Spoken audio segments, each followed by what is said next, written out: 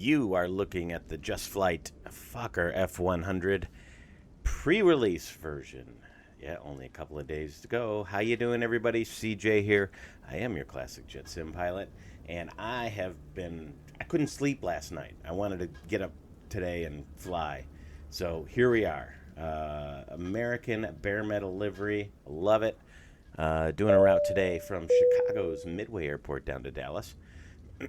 and You'll excuse my voice. I seem to be getting sick, and but I wanted to try to get one more stream in before the release date. The release is so far. The word I get from Just Flight is that the release is coming on the 24th, June 24th. So hope that's the case. But Just Flight does not release an aircraft till it's ready. But I will tell you that with very few and relatively minor exceptions, this aircraft seems to be pretty close to being ready. I've had an absolute ball with it. The very first flight I took with it, I recorded for you all, and you all gave it a very warm reception, and I appreciate all the great comments. I love classic jets, and while this might be on the fringe of classic, because actually it's very, very modern avionics wise, even though it was, it came out around the same time as the Airbus A320, and and has very similar avionics to what it was in the Airbus A300 series, the 300 600, but different than in the Airbus A320 family. Anyway, listen, ain't nothing to it but to do it, so let's get in here. I haven't done anything yet in the aircraft. Just loaded it up at Midway, and rainy Midway, and I was just down at Midway 2 days ago, driving right past it, and it's just kind of fun to be flying out of it today. But here we go. Let's get into the aircraft and get everything set up. First thing we're going to do is load up the OFP. There it is. And what we're also going to do today so when I learn an aircraft, I first typically will go through, I actually do read the manual that comes with it from the publisher, and Just Flight's manuals are excellent. Some of the best in the business, if not the best in the business. And I went through those. In fact, that first flight I did, I was kind of following the tutorial, but modifying it for the route I wanted to fly. We flew from Dallas to Nashville. So now what I'm doing is I'm taking my real world docs for an American carrier that for American Airlines that flew this aircraft. There were only a couple of airlines that flew it in the U.S. American did, U.S. Air, and then America West. Mesa Airlines actually created a subdivision called Desert Air, and they flew the Fokker 70. And then the other American carrier, U.S. carrier, I knew that flew them was Midway Airlines. The reincarnation of Midway from the original Midway Airlines flew the 100. But American Airlines flew the most. I think they had 75 with another 75 on order that never got fulfilled. And they were only in the American fleet for 10, 13 years, something like that, 12 years. I have to do some more research on it. But anyway, so I happen to have a contact with American, and I happen to have the real world F100 books for American. So I'm going to try to follow as I learn, and you're going to come along with me as we learn the American's way of flying the F100, which is a little bit different than what's in the Just Flight documentation. Not to say it's wrong, but right, carriers varied how aircraft flew a lot of times just to fit in so that things weren't different amongst different types. So if there was a change that could be made that created commonality between different fleet types without violating a limitation or something that the manufacturer said that had to be done, the airlines did it. So there are a few things that might be a little different, but I think it's fun to learn the real world procedures, and here's what we're going to try to do today. So Excuse me while I take a sip of my my coffee. All right, so let's go. So we've entered the cockpit. The EFB is loaded up. First, we do the cockpit safety inspection, which involves turning on the battery and then checking the voltage. We should have 28 volts on each battery, which we do. Check load and the volts. They're discharging the way it should be. And the EFIS emergency cooling fan should be lit up. That is correct. That'll go out when we have DC power to the aircraft. The radar is off. The gear selector is down. We've got 3 green lights. The flaps are up. And the circuit breakers are all in. From what I can tell, the circuit breakers are not simulated. I haven't found one. In fact, American has a circuit breaker that gets pulled each flight as part of the process. But it is... I have not found a circuit breaker that's pullable. So they are not modeled yet. Yet. They're not modeled. I don't know if that's a yet or not. Circuit breakers are checked. Logbook's been reviewed. We're going to use... So what we could do, we're going to use the GPU. We have power available. Excuse me. We have power available. In fact, I'm going to go to the aircraft. Yeah, we've got it from the jetway. So, but if we were going to use the APU, if we're going to start it off the battery, we could. We just have to run the APU fire test. By clicking the APU fire test, we get the fire light here and no other indications. Again, that is the normal indication when you just have DC power. You're just running off the batteries. If you're running off AC, then you get all the correct warnings, the fire bell and so forth. The EFIS screen changes and everything. Excuse me. But we don't have it. But no big deal. We'll bring on the power. We can check the external power, 115 volts, 400 hertz.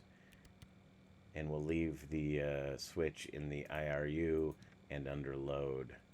Or the TRU, the Transformer Rectifier Unit. That's what turns AC power into DC for the systems. And you can see it's running at right about 28 volts and got a load of 23, 20, and 22 amps on the 1, the Essential, and the 2 bus. So, at this point too, we can turn on the lights. And we can see then that the nav lights are there. There they are, green, red. I was taught as a student pilot, you could remember red because red is the color of port wine, and it's on the port side of the aircraft. Although I almost never refer to the left side of the aircraft as port because that is a boating term, but it's one way to remember that red lights are on the left. Port wine, port side, there you go. And then we've got the white position light up top here.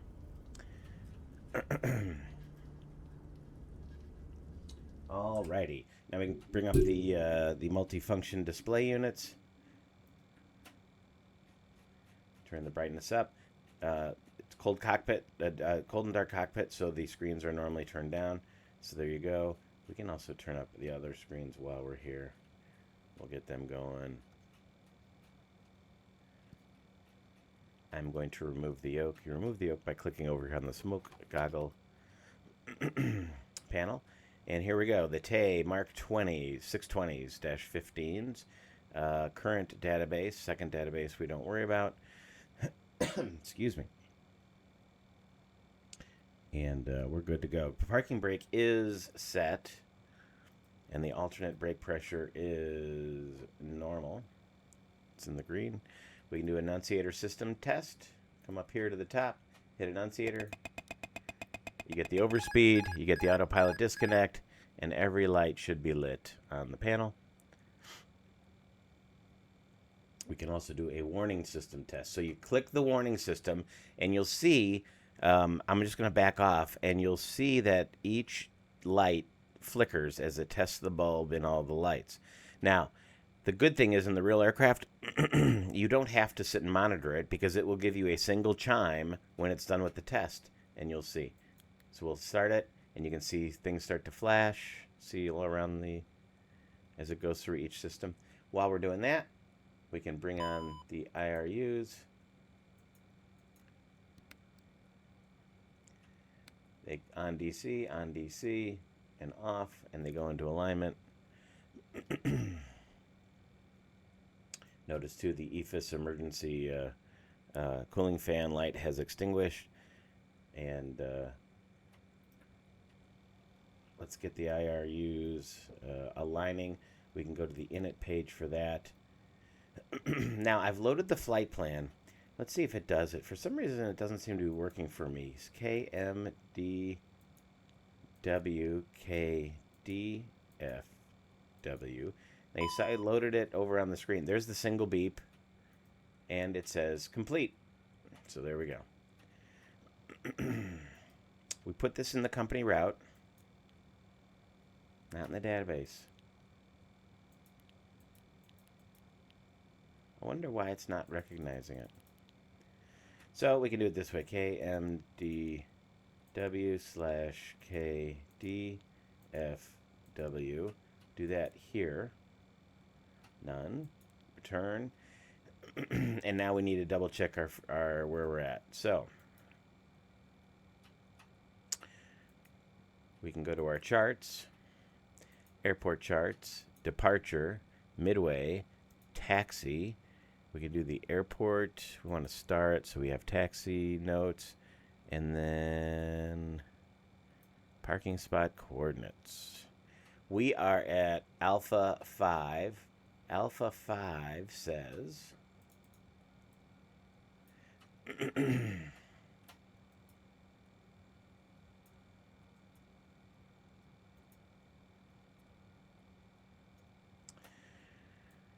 Alpha 5 says, just circle here so I don't lose it, north 4147.2. So it's a little different. 4147.2 north. Bam. And west is 87.445. 08744.5 west.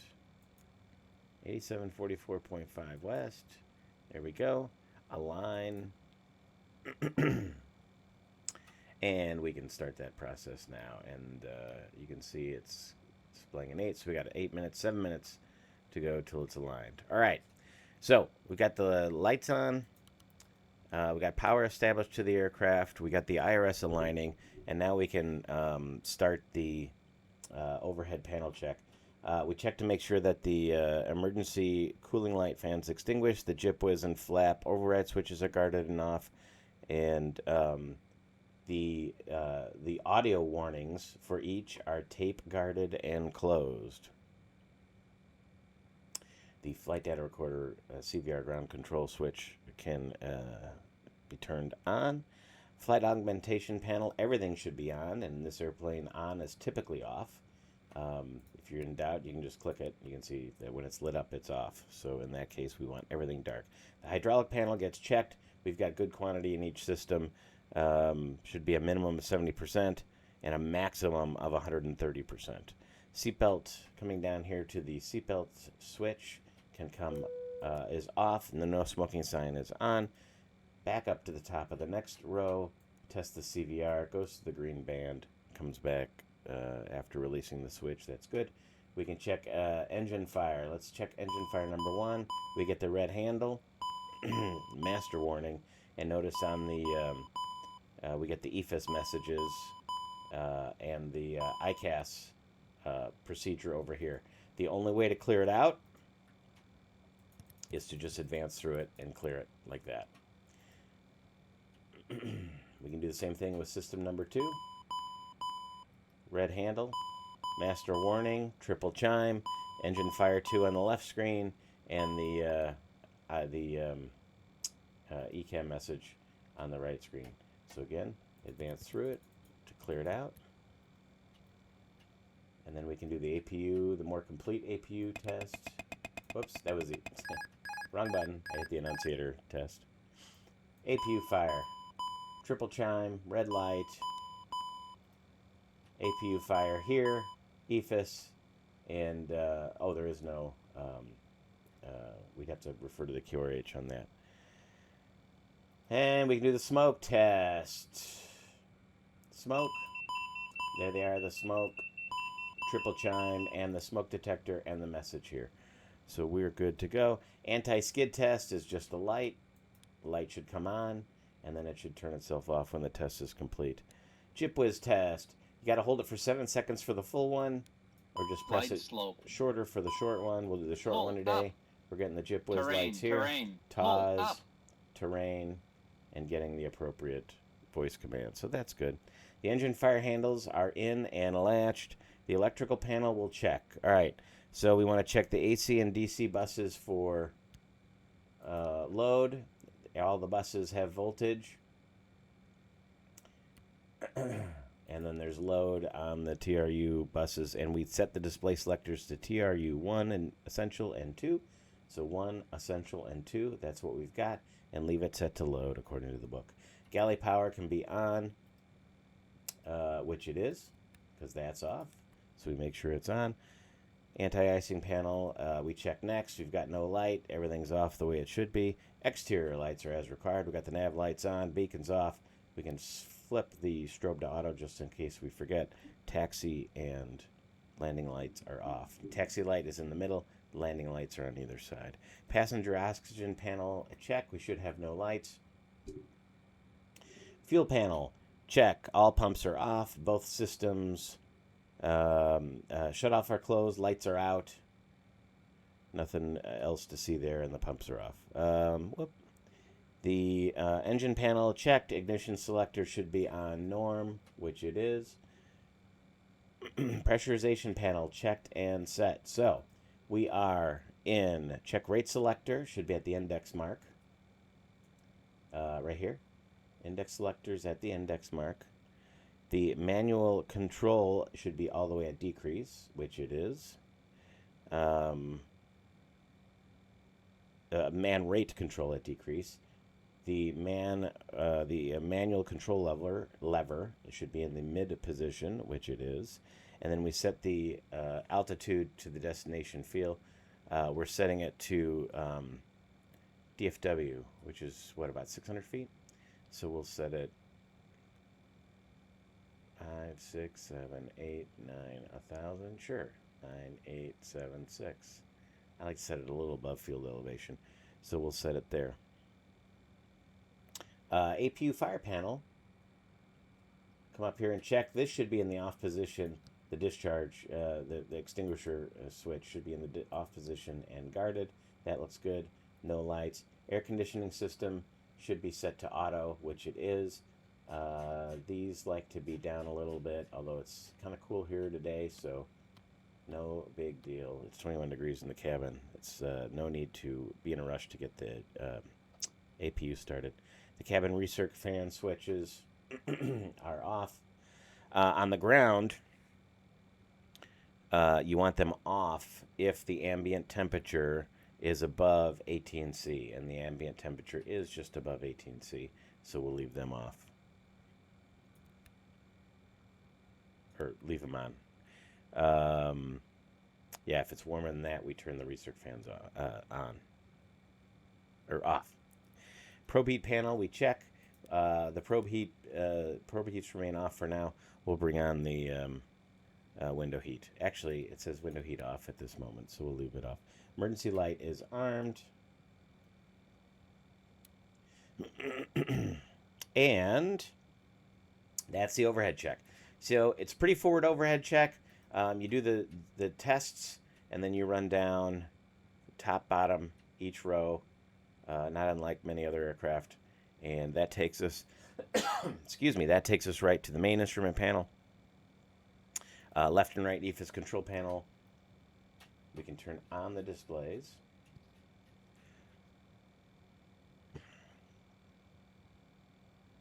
Left and right clocks are checked and set at 1834. They need to be within 2 minutes of each other. The left and right source switches should be selected. in norm, not alternate. And if you don't need the ADF lights, ADFs, you can leave them off. So the sources are selected. Clocks within 2 minutes of each other. PFD and NDs should be normal indications, and we should get a map here soon. Looks like we're just about done aligning.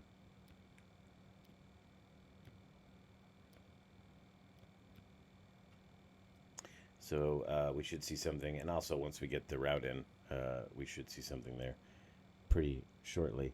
Standby airspeed is indicating 0. We'll gauge the artificial horizon and the weather. The METAR, we'll refresh it. 29902 here at Midway. So nice and easy to remember. There it comes. Now we're aligned. 29902. Set it there. 29902 and 2992. So I like to have the first officer and the captain side connected, just because I'm not flying with a first officer, and then I like the standby to be separate. Unfortunately, the way it's set up with Just Flight, again, minor thing, it's just sort of a quality of life, the way I like to run things. I like it when you can, in the Just Flight, you can either have them all combined, all synced, or none synced. I like just the pilot and the FO synced, but I'll leave them separate, no big deal. Especially because you don't have to reach all the way over here, right, to change everything. The altimeter setting knobs are right here on the pedestal. So not a big deal at all. Where am I at here? Standbys. We got it. Check the airspeed 0. Set altimeter as the barometric setting to the QNH, which we have, and make sure the standby attitude indicator is erect with no flags. MFDUs, check. So we're looking for primary and secondary parameters.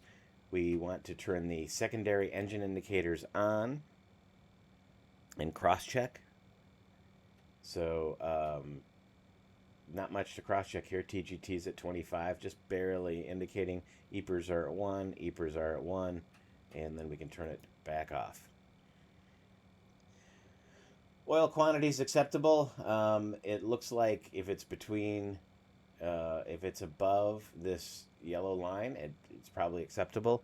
I don't have a reference for that yet. Still learning the systems. But the minimum, the note in my who used this manual last says that it should be set to or 6 pints, which is interesting to me that they're measuring oil in pints. 6 pints is the minimum.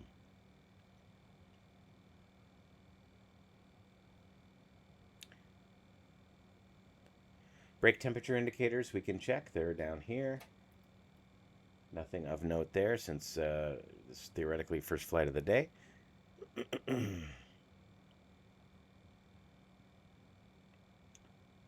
All right, coming down to the center pedestal. We've got the FMS initialized, and we'll load it up here in a second, but we've started that, so we have a good airplane and everything matches up. The speed brake handle is in. The fuel levers are shut. The VHF comm radio panels. All right, we want to set it to, what I like to do is set it 122.8 in my standby, because today we are on VATSIM, but we don't have ATC. So actually, let's make this side 22.8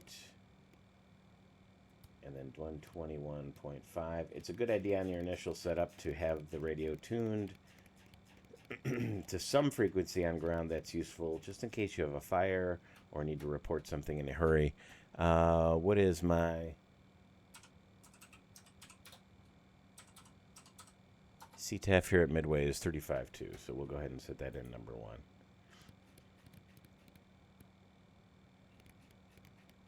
But anyway, in the real world, you want the radio set, to your ramp frequency or ground. Some frequencies so that you can call for help if you need to in a hurry. In this case, we'll have CTAF on 1, and we'll have COM 2 on Unicom for those that don't use CTAF. And then, So this is your audio panel. It's a little bit different than most, although the basics are the same. PA is right here. This is then the volume for the PA, which you can turn off or turn on. Excuse me. These little switches are the volume controls. They're kind of nifty little switches. So right now the intercom is turned all the way up, so that's chatting back and forth with the FO. And here we have the transmit buttons up top.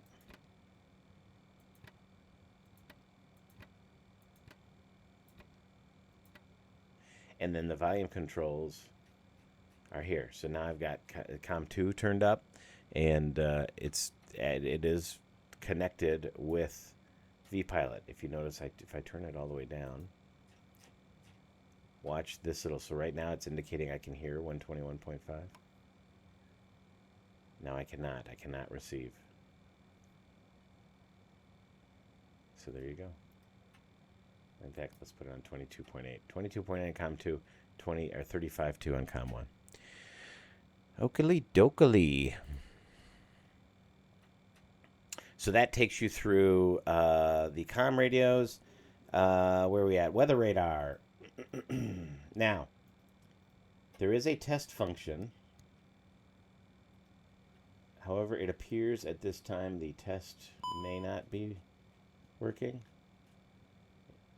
Normally you get a test pattern and it's not happening, so I'm going to assume it's not. So we'll just leave it on weather plus T for turbulence, and we'll leave it set. Okay.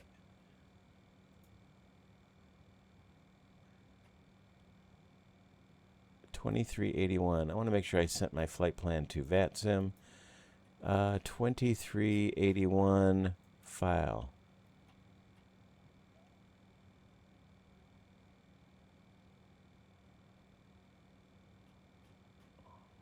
Midway traffic, Challenger 1974 Quebec is 2,600 feet over Hebku. We're going to be on the ILS 13 left, Midway. Inbound aircraft to Midway. And I am not getting a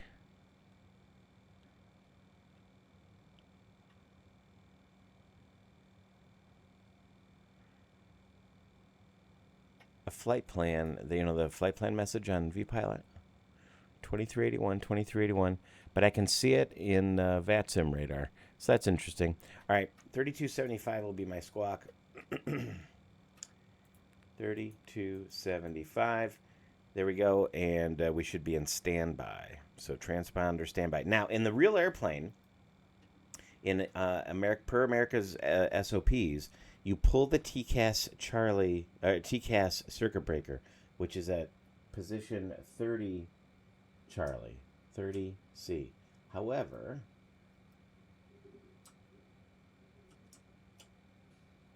here is, use my controller a little easier. Here is 30C, and it is not the TCAS. It does not look like the TCAS. It's for the GNSS system.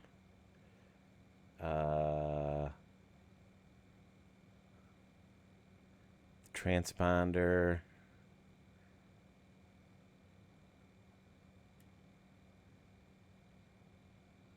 Right, so 30C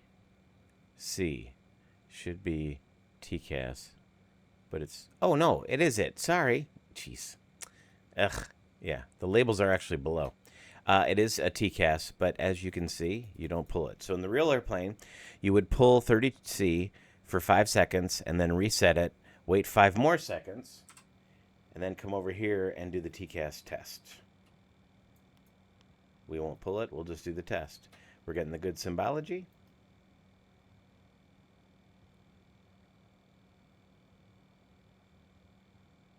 TCAS test. Pass. There you go.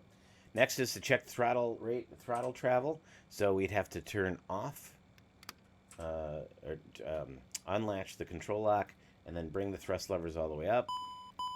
And they do go all the way up. Here's the indicator. We're getting full travel. We're also getting the takeoff config warning, which is good. And then we can bring it back and reactivate the lock. And while we're back here, we can make sure that the trims Rudder and aileron trim are at 0, and the alternate landing gear Midway control traffic Challenger, is 1974 down Quebec and is latched. short final 13 left Midway. So that is the cockpit pre-flight check. The only other thing is the actual cockpit area inspection, which has to do with the emergency equipment and so forth that we don't have ready or don't have on the aircraft. So let's start refueling. We should end up with, I'm going to use this just to make it easier for us to juggle multiple documents. View 2381 Midway to Dallas, 1845Z. That's right now, so we're running late. So what we'll go ahead and do is we'll also go to passengers, and we'll board using GSX. Request boarding. Boarding requested. We'll get everything going at once here.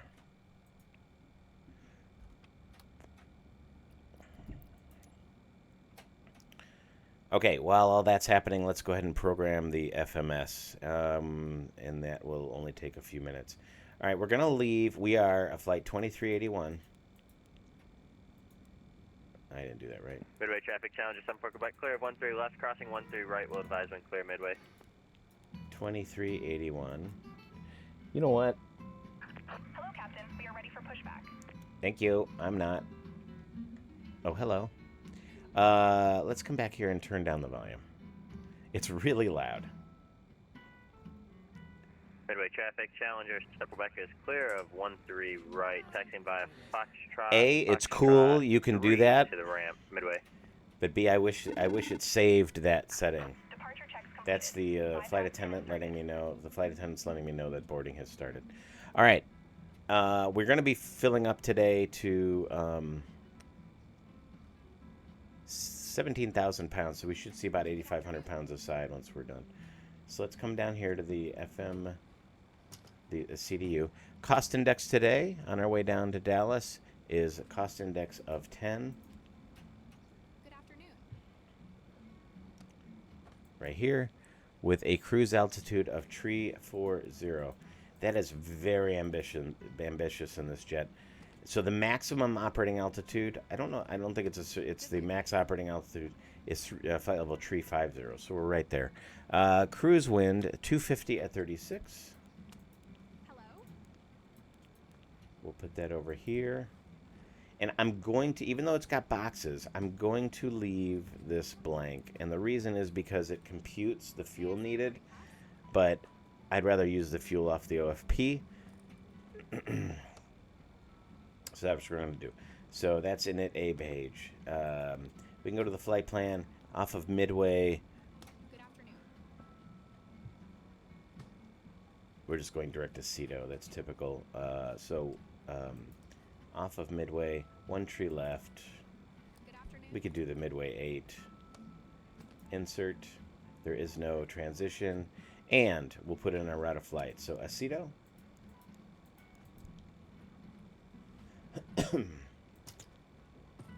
Goes in there. Actually, it goes here at the discontinuity. Yep. So we've got Aceto, Adele, Arlen. Aceto, Adele, Hello. Arlen. Wonder why it's not uploading. I've seen some of the other streamers, and it does upload. I don't know what I'm doing wrong. Arlen, direct to St. Louis. Fort Smith. Hello. Oh, it's this St. Louis. Fort Smith. Direct RRNet into the Seaver 4. Good afternoon. And then our arrival, star 13 right. Are they really running 13 right?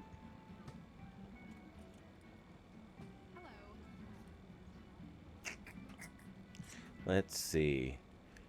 We'll unload that flight plan. We'll import from SimBrief. Welcome on board our aircraft. Good If there afternoon. is anything that we can do to make your journey more comfortable, please let one of our flight attendants know, and they will be happy to Check help. the weather. During aircraft ATIS. the seatbelt signs Real. remain off. They are running one tree right. We But kindly actually, request your we're going to be seatbelt parking in the signs Charlie and will gates. refuel So if I would rather have... Please remain seated whilst the remainder of the passengers board the aircraft.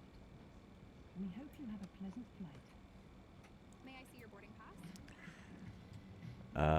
17. So either 17 center, ideally. And by the way, while we're here, we can double check. Yeah, 600 feet. 17 center. Welcome on board. So let's change this. 17 center. And we're on the Seaver 4 RRNet.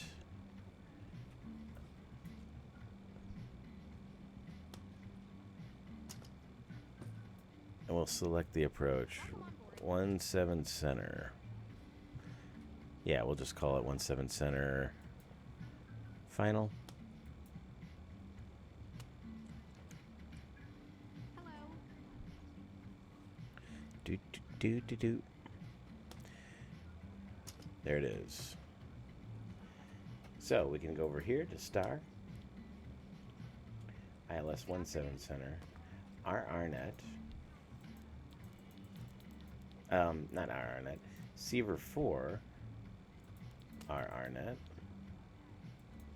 RNet. RNet.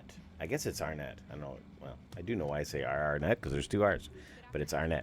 RNet off of the Seaver 4 or into the Seaver 4 to the ILS 17 center. It's a little different in that you don't have the approach transition here, so you insert it, and then it's going to ask you for the transition. I'm going to go ahead and pick Bossy just to give me a waypoint a little farther out. May I see your boarding pass? In fact, I can change this also. Don't know what they're going to give me. I mean, in reality, I probably wouldn't put in the approach yet. I would just select the... May I see your boarding pass? I would just select the star and leave it at that.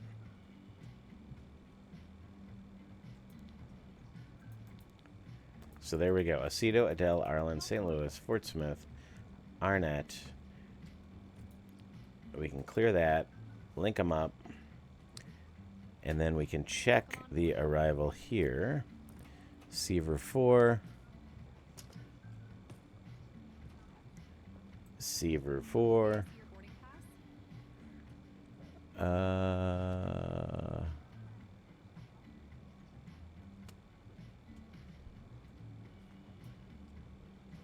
Please, Chumley. Oh, here's Arnett. Arnett, please, Chumley. Just switch 290 knots between 300 and 240. Hello. Switch them above 210. And then we've got Seaver 270 at 160, Good afternoon. above 130. Birdie at above 11,000. Nuss above 8,000. And Yabbit 6,000. There we go. Looks good.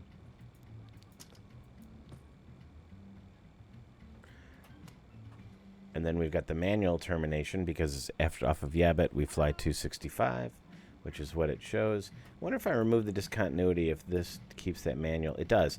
So here's where, so the rule is you do not remove those discontinuities because ATC is going to expect you to fly that heading. They don't want you immediately connecting Bossy in this case, right? Which is Boarding is complete. awesome. Thanks. Bossy out here. We don't want it connecting Bossy because the star We kindly ask you to remain puts you on a heading after. And if ATC doesn't, now in the real world, they're probably going to take you off the arrival sometime before Yabbit. and start the vectors into the approach. But if they don't, they're expecting you just to fly this 265-degree heading until you run out of gas somewhere over West Texas. However, the way this flight management system works, it's got this manual termination built into it. So that's kind of slick. So you can, I believe, remove the discontinuity, and because it knows you're going to fly 265 manually until you decide to tell it to go to Bossy or Penny or whatever, fixing the approach. So that's kind of cool. Second flight plan is not simulated at this time, so there's nothing to do after that. We've done the F part. Radio, we don't need. We don't have a separate radio programming panel. We do the second page of the init. Now, something this plane does, which is a little different. Performance charts, takeoff, import from the aircraft, import from SimBrief, one tree left, 6,500 feet. It is wet. We'll do the weights from we want the most conservative. So here it's 90,606. Here's 90,006. Let's go ahead and use the 90,606. We'll import the live weather.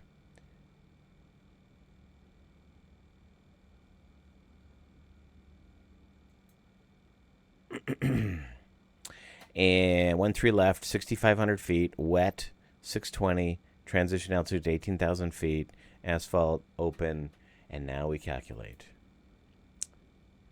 We are still at a flap 2 setting. Interesting. Or flap 0.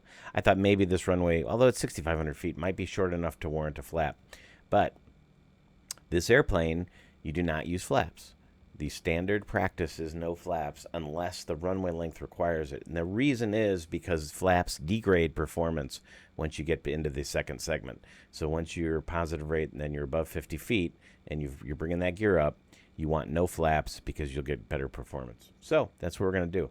Very low flex temp today too, so we're almost at full power with a trim of 2.8 according to this. Thrust reduction, it's got listed at 1,500 feet. American Airlines, as a matter of fact, did it at 1,000 feet. So we'll change that in the FMS once we go. So we can export the weights, export the speeds, export the toga and flex. And there we go. Weights and block fuel has been exported to the FMS, takeoff speeds, and then flex has been reported to the TRP. The TRP is now down here at flex, thrust rating panel, and notice how it says 27 degrees. So we're all set. Button here, the takeoff speeds are loaded. We'll take its word for it. Block fuel, 17.0. Looks good to me. And that gives us a takeoff gross weight of a little over 90,000 pounds. It was pretty close. And taxi. Now, let's look at our OFP here.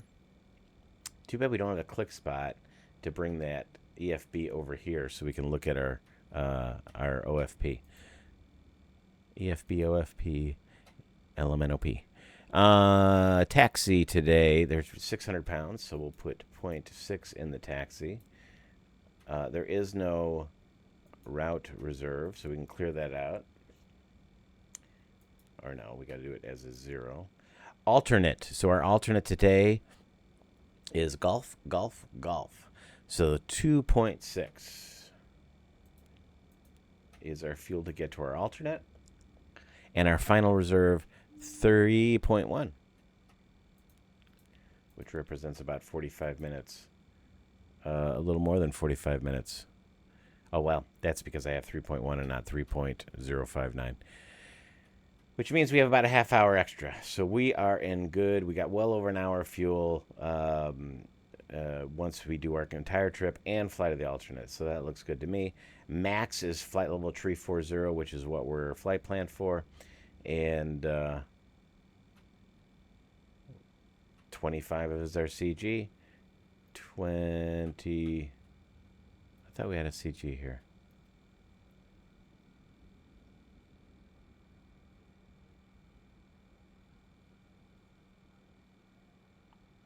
Notice how the sim brief summary here is still in kilograms, even though we're in pounds. That'd be nice to see if we could be consistent in our units.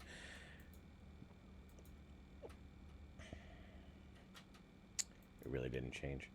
Okay, 27, 38, 44, and 179 is our... we're not using flaps, so it really doesn't matter. Trim at 2.8. See how that corresponds with the CG of 25. 25 is right about here, so more like a 2. So we'll let the airplane figure that out. All right, we've got that done. We've got the final. We've verified the FMS. Now is when we would also check the ACARS. It's just taking a little longer than normal because I'm explaining it as we go, but hopefully it will. Hopefully it'll help you. They should have shut the door. They did. We can lock it.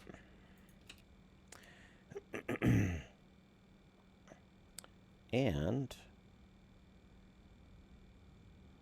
we can go ahead and do the before start checklist. The before start checklist is rudders, pedals, and seats adjusted and locked. Windows are closed and locked. Oxygen mask, interphone, goggles, and pressure set and checked. IRSs are in nav. We don't have access to the screen. We don't have any lights here, so we're good to go, and they're in nav. In this, I'll have to check my real word docs, but I believe if you go to reference, you could bring up navigation to make sure they're in nav, but that is not simulated.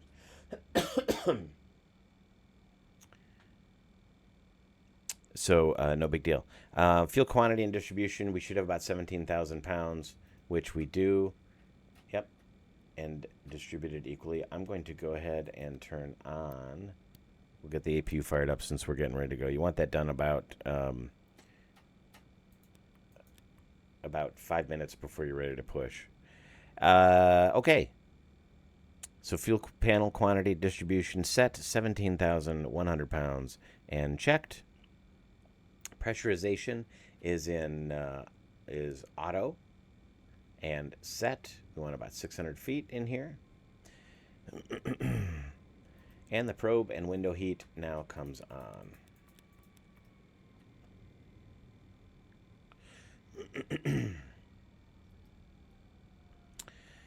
The flight directors come on. Okay, so the speed. The IAS control knob you want in normal position, and you want in 200 knots or desired departure speed. So in this case, we are following, we do have a SID.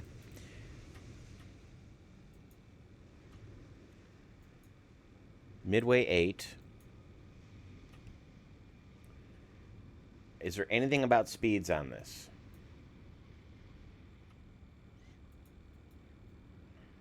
Whoops. Let's erase that.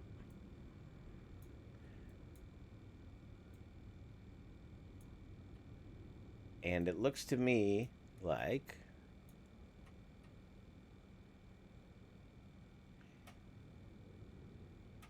speed restriction. Turbojet aircraft in all directions can still to 250 knots immediately upon entering or outside lateral confines.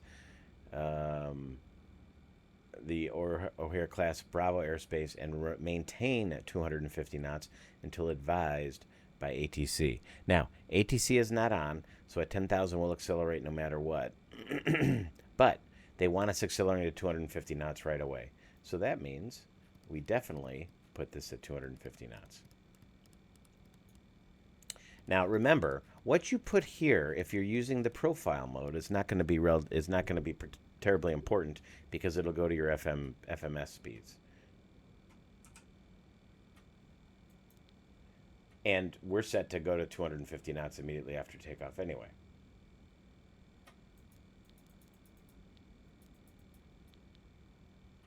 Right? So, and because that departure, there's that, on the flight plan page,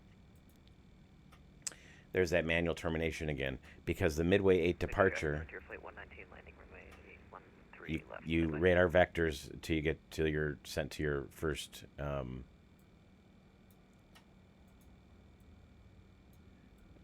first fix, which for us is Aceto.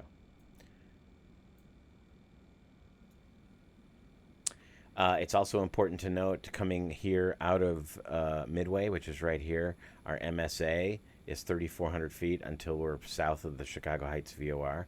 So we're just going to call it 3,400 feet since that's more conservative, and that'll come into play here in a minute. All right, init. Next page. We've got everything set here. And then performance. Now, our thrust reduction altitude. Thrust reduction altitude,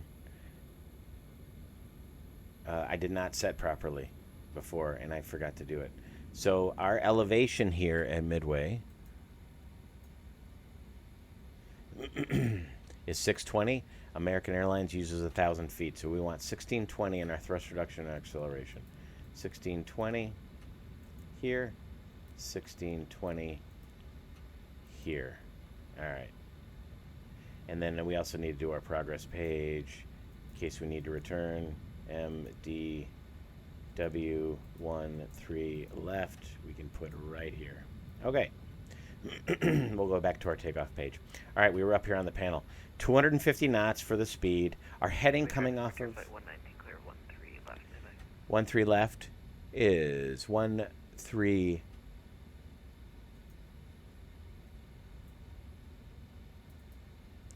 8 degrees. So we're going to want 138 degrees. We just want to make sure we don't have a heading in there. In a direction that's a bad direction to go. Again, it's not going to make a lot of difference because we're going to arm profile mode. Although this departure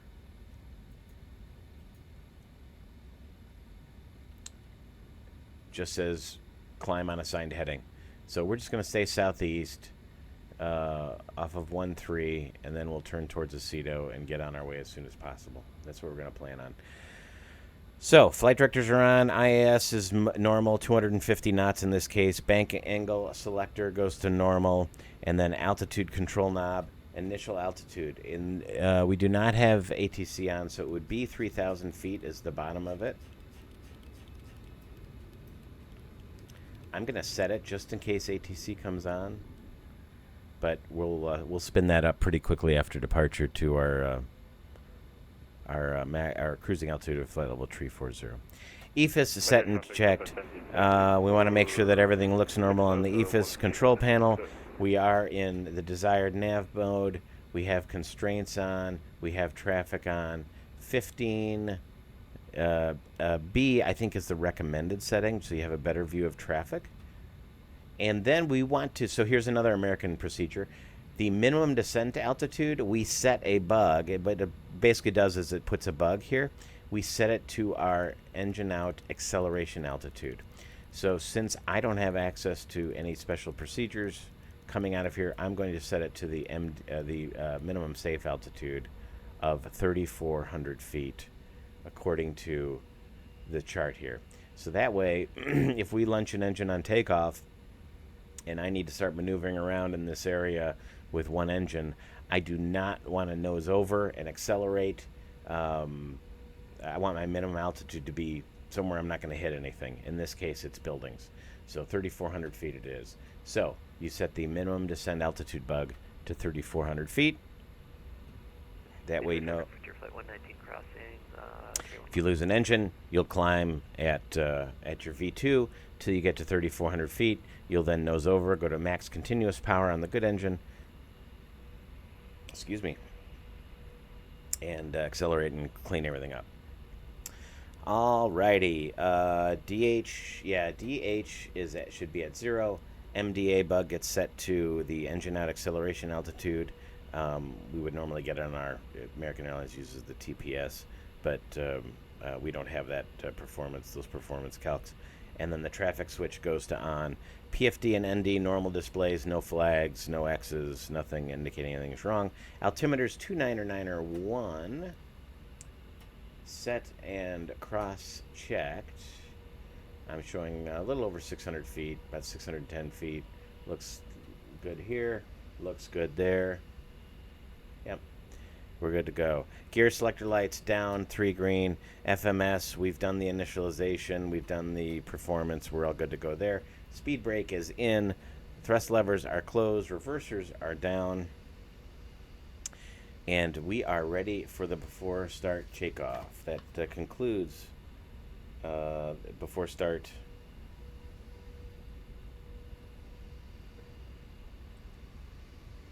Or that concludes the cockpit, the initial cockpit safety check. Let's see. Altimeter's gear selector lights, FMS speed brakes down, thrust levers, fuel levers are shut, flaps are up, parking brake pressure is parked and normal. Nav radios are set, radar is off, transponders on standby, aileron rudder trim 00, shoulder harnesses on, flight attendant briefings completed, seatbelt signs can come on, the fuel pumps can come on. If we had fuel in the center tank, we could do that. Because the APU is available, we can lose the external power. Get rid of the cart. Boarding's completed. We'll close the door.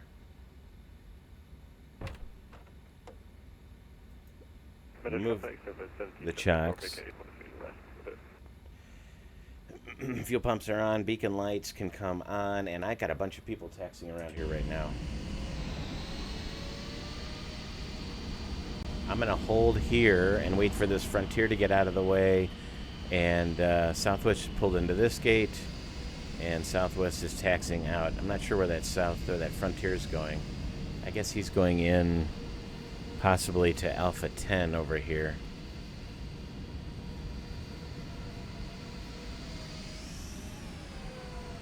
Unless he's going to Alpha 2.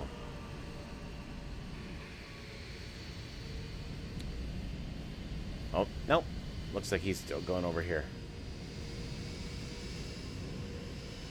Alright, cool. He's turning into his gate. So the beacon lights can come on. Door alerts down here. I've got no door alerts. Everything's buttoned up. Cabin ready report's been received. And we are ready to push.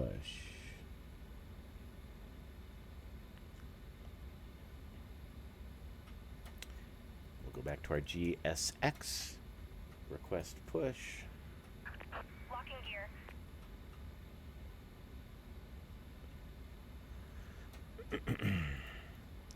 So, on American Airlines, a little bit different, I noticed. I believe the Fokker and the procedures in the Just Flight book say you start 2 and then 1. American Airlines started 1 and then 2. So that's what we're going to do today. And you single-engine taxi on 1. We won't single-engine taxi today. We got plenty of fuel, and the ramp's wet. And there's a lot of traffic around here. There's another Southwest pulling in.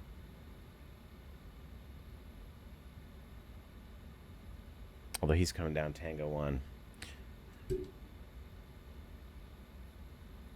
going to let that Southwest. Let's see where he's going, and then I'm going to push on the Tango 1. Start box 53. Or 51, I guess.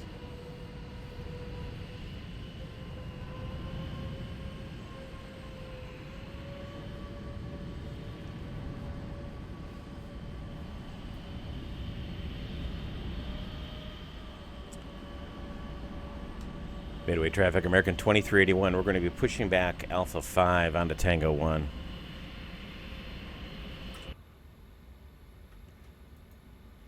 Release parking brakes, please. All right. Brakes released. Commencing push. Let's hope I don't push right into that Southwest jet. Yep, he's pulling into that gate. So we should be good to go. Arm doors and cross check. Yep, he's pulling into gate Bravo 14 behind us. We're pushing, and we are cleared to start. So we're in norm. We can bring the engine switch, engine start control to on. We've got good pressure. We'll go ahead and turn number 1. Bring the switch over to 1. You notice the bleed shuts off. I should have turned on our SEI. Welcome on board our So the American start process is that you wait until max motoring before flipping the fuel switch on. So that's what we're going to do. That's somewhere around 23, 25% or so. flight attendant during this safety demonstration. Ensure your seatbelt is securely fastened at this time.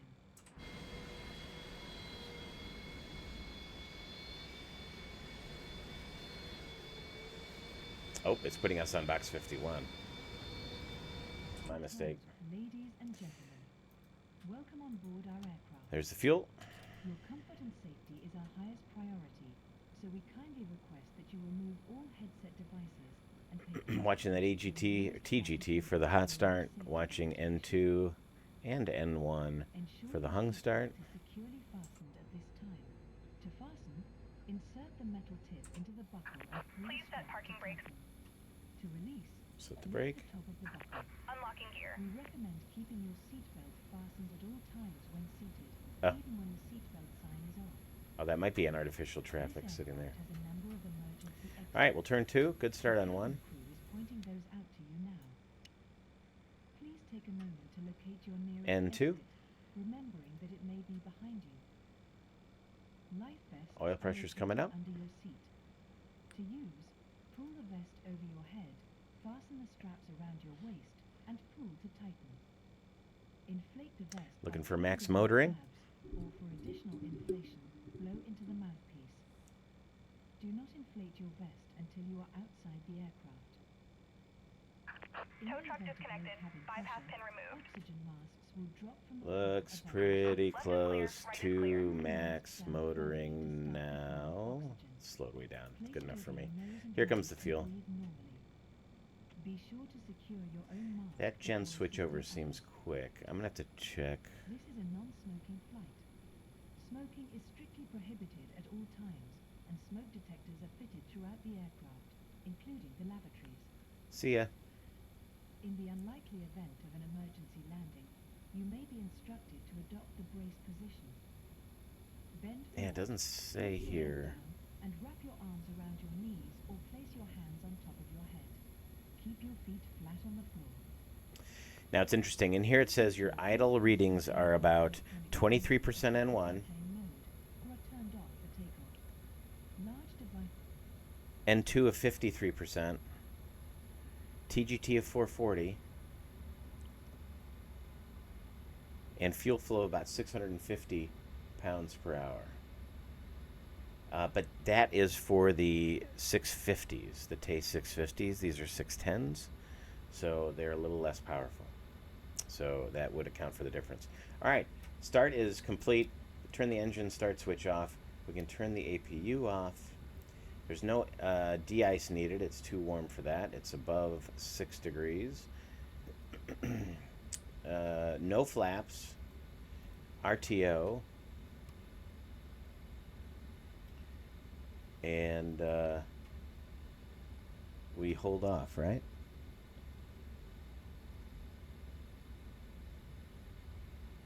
No anti-ice, air conditioning. Oh yeah, air conditioning's in auto. Here we've got no lights, so that's good. Up here actually is in auto. APU is off. Flight control lock can now come off. Do the control test. Check the yoke, make sure everything's moving. Really important doing the flight sim. Make sure everything's hooked the way it should. It looks good. The EJIP whiz we don't have, so nothing to do there. Fuel balance we don't need to worry about because we got both of them running, and we're good to taxi. So after start checklist, taxi checklist, engine anti-ice is off, air conditioning temp is in auto, APU is off, flight control locks off, flight controls are checked, EJIP whiz we don't have, and we are ready to taxi. Lights coming on. There's the cabin telling me they're ready. Secured. Excellent, thank you. Taxi lights coming on. Brakes release. Clear left, clear right. Sit down, stand up. Fight, fight, fight. All right, let's get out of here. Sorry, that was much longer than normal. Wanted to talk through it as we learned American's procedures.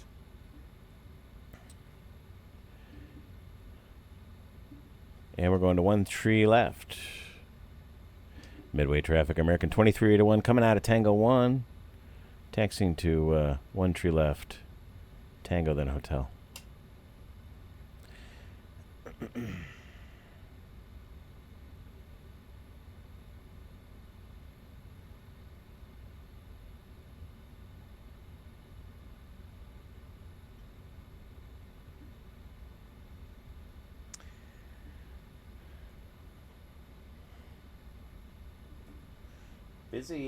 Busy virtual day here at Midway. It's kind of fun. Got that Frontier, got that Southwest pull in, had this Southwest pull in over here. Fun.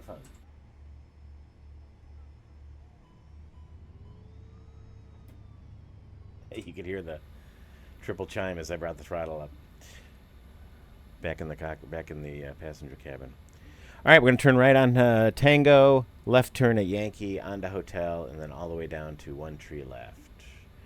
Once we're on the parallel on Hotel, we'll cross 22, and then we'll do our before takeoff checklist, which in this airplane with American Airlines is a manual checklist that sits right down here. And it's a little switch panel. Kind of slick. Clear left, clear right. We're now into the movement area. So actually we would taxi up to that line before calling ground. Unless there was a ramp control on.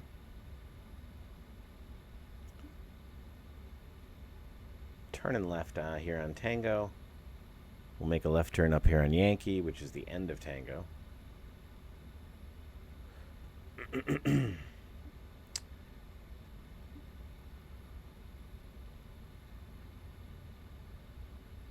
Little CJ might be busting in here in a second because she's got a friend of hers picking her up. And Midway traffic, southwest 3345, 13 miles from Hebku inbound, 13 left, ILS, Midway. All right, left turn on Yankee. I have a feeling the recent release of the MAX is why we've got so much Southwest traffic today. Like it, though. Makes the airport come alive a little bit.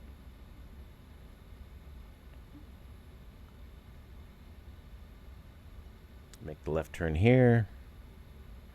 I'm going to zoom out on my VATSIM radar just to make sure there's nobody coming into 22.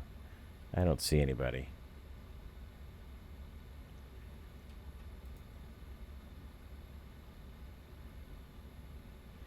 Midway traffic. American 2380. We're going to cross runway 22. We're going to cross the 22s at Hotel.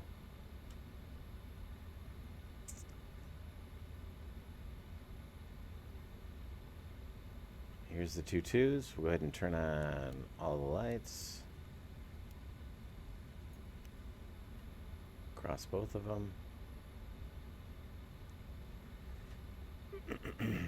I didn't see anybody. And once we cross the right side, we'll shut everything off. And then we'll do our before takeoff checklist.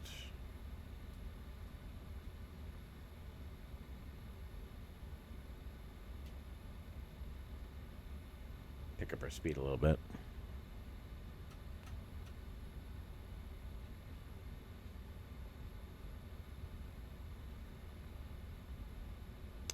We'll just leave everything on as we cross.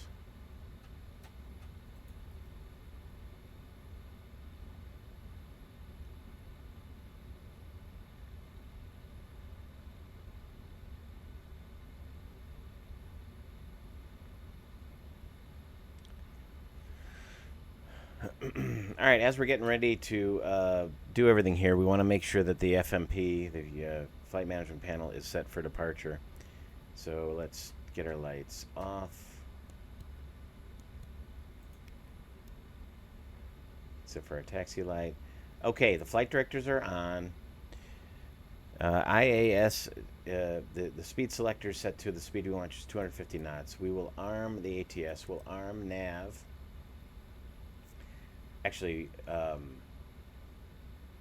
that's just going to send us straight out. So no need to arm nav and prof quite yet. We'll do that once we're actually on a course. So that's all good to go. Takeoff data is set and cross-checked 27, 27, 44.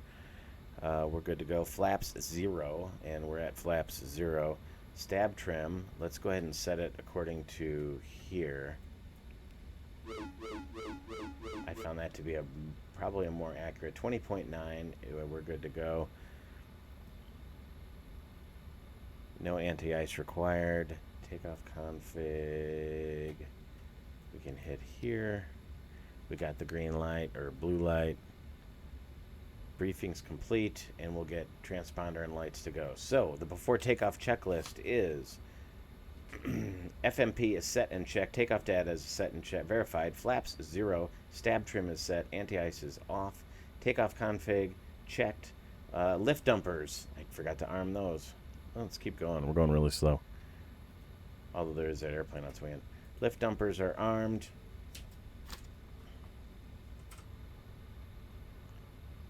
Takeoff briefing is complete. Transponder and then lights to go. Lights, camera, action to go once we're ready.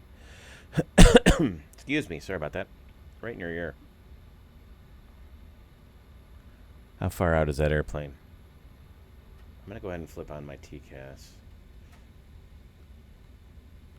At least a TA. Yep, there he is.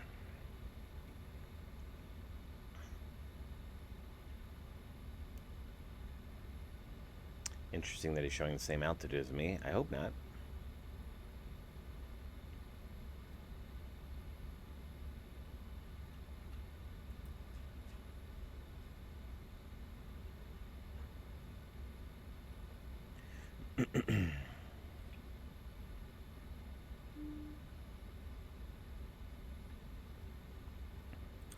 Southwest at final for Midway. How far out are you?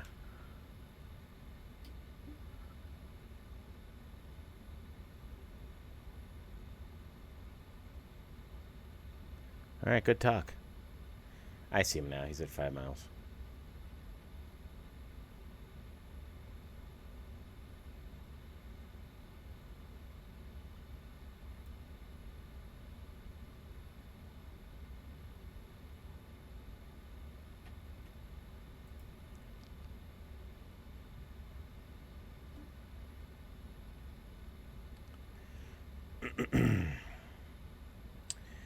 All right, we'll hold short. Midway traffic, American 2381, holding short. 1 tree left for landing traffic. Kill the taxi light.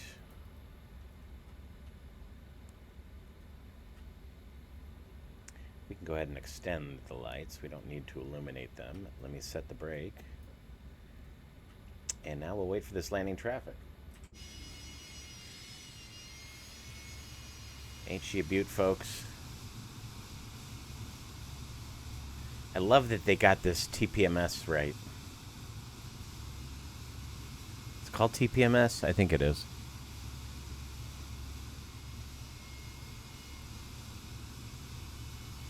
This airplane sounds very nice. You can see the lights are extended. See them out on the wingtips, the landing lights, and then the taxi light right here. Just don't have them on. Where are you, Southwest?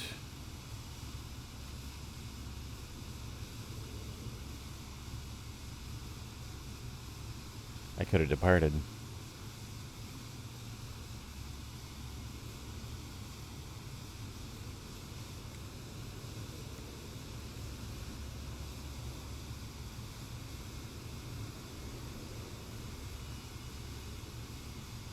There he is.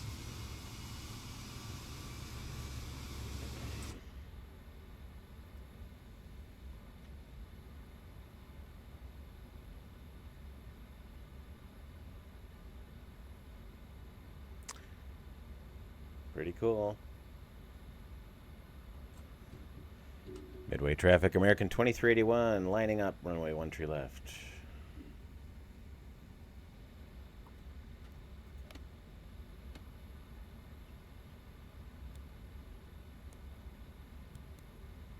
Lights, camera, action.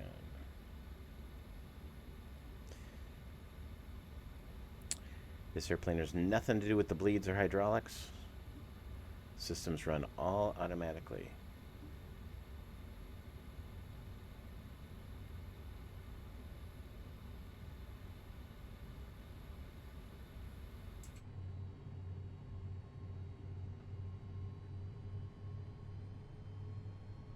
And Midway traffic, Southwest 3345, we're clear of the active. Thank you, sir. And American 2381 will be departing one way, 1 tree left. Be a southwestbound departure for American 2381 Midway. All right, we'll start the clock as soon as we finish our turn and apply the power.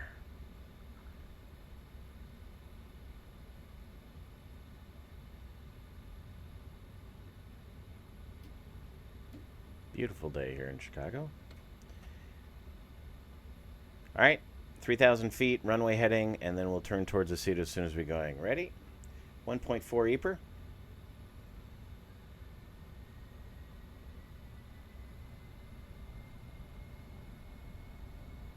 Two stable engines. Takeoff. Thrust set. Well, not quite. Now thrust is set. Airspeed's alive.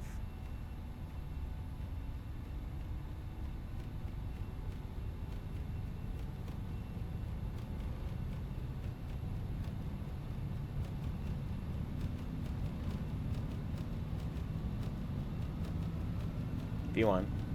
Rotate.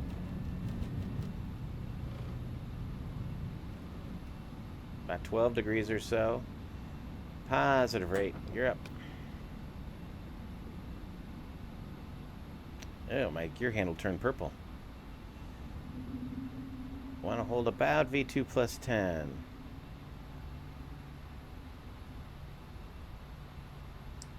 Let's head on all the way up to tree 40. What do you say? I'm just going to spin that up like this. Thrust. Climb thrust. Set. Bring the nose down a hair. We'll finish our acceleration. Accelerate on up to 250. We can go to prof.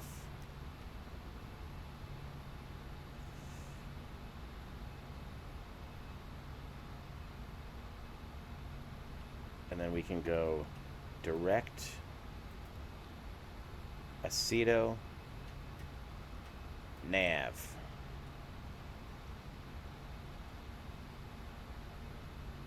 Start our turn. We're accelerating. Notice how the auto brakes disarm themselves. So after takeoff checklist is simply gear and flaps up. The lift dumpers also disarm themselves as well. All right, coming up on 250 knots. So bring the nose up a hair, just enough to stop the accelerating. Oh, that was a little too much.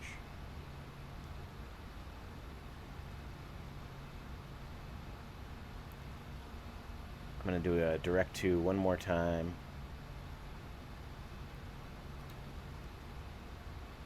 Direct. Aceto. There it is.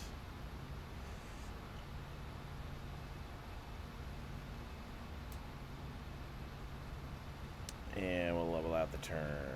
Actually, we've got to turn a little left now. We're in climb, IAS mode. From the McDo, from the FMS. Nav.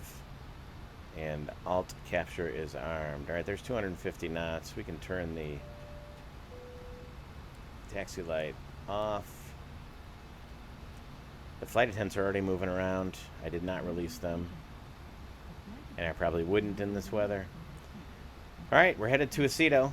That should be the next waypoint. There it is. I'm going to go ahead and engage autopilot 1. After takeoff checklist says... Gears up, flaps are up, landing lights are still out. APU is off.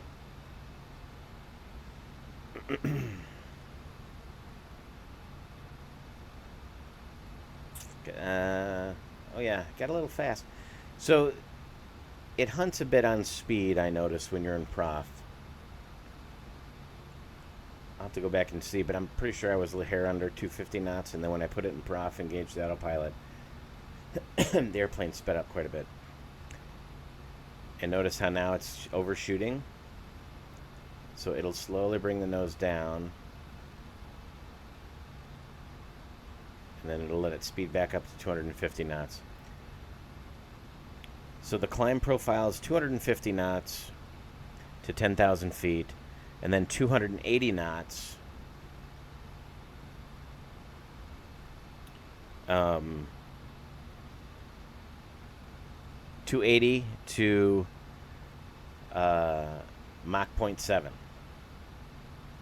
That's how American like to climb. So since we're going all the way up to 340, there's 10,000 feet. We can bring our lights off. Now is when I would ding the cabin, if I was going to let them up, which I just did.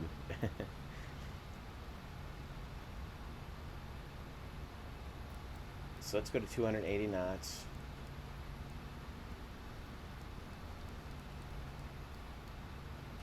We'll go to flight level change, which is what we're at. So it'll hold climb power. So we've got climb selected down here. The FO did that for us. And it should work to hold 280 knots. Notice how it's accelerating. That's why it's only doing about 600 feet a minute. And we'll hold 280 until Mach 0.7, and then we'll switch over and hold Mach 0.7 the rest of the way. The other way to do it could be in prof mode, and you could go to tact mode, and you could put in 250, or 280 I mean, and then 0.7, and you could put that in here, and it will hold that until it gets to cruise. And that's the difference between tact and mode, which is more strategic. So in the strategy, you can choose either econ, min fuel, or min time. Those are your three choices. However, you can control each phase separately while you're in that phase by doing this. So if I did 280 here, click it twice so it's big, that's what it's going to try to do. So now I could go back to prof mode,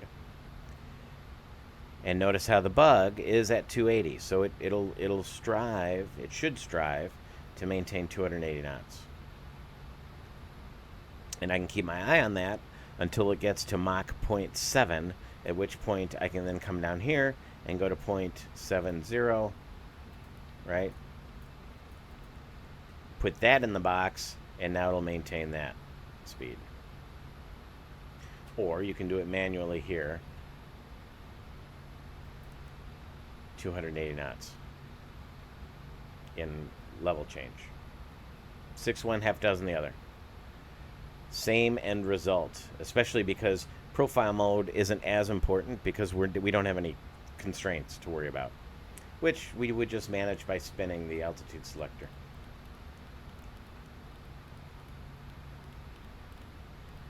Anyway, also through 10,000 feet, besides sterile cockpit, we would clear, copy, and climb.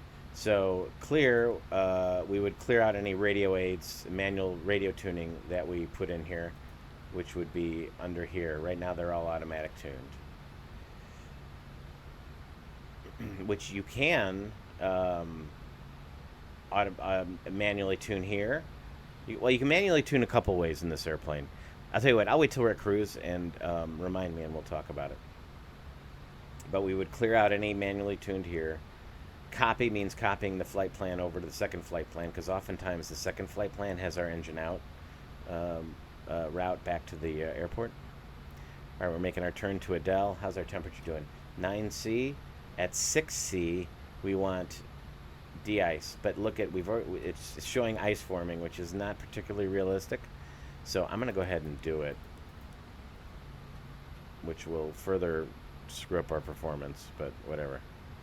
Yeah, we would not normally be seeing ice accumulate with an outside air temperature of 10 degrees on the airframe. But if Flight Simulator thinks it should be doing that, then I am going to use my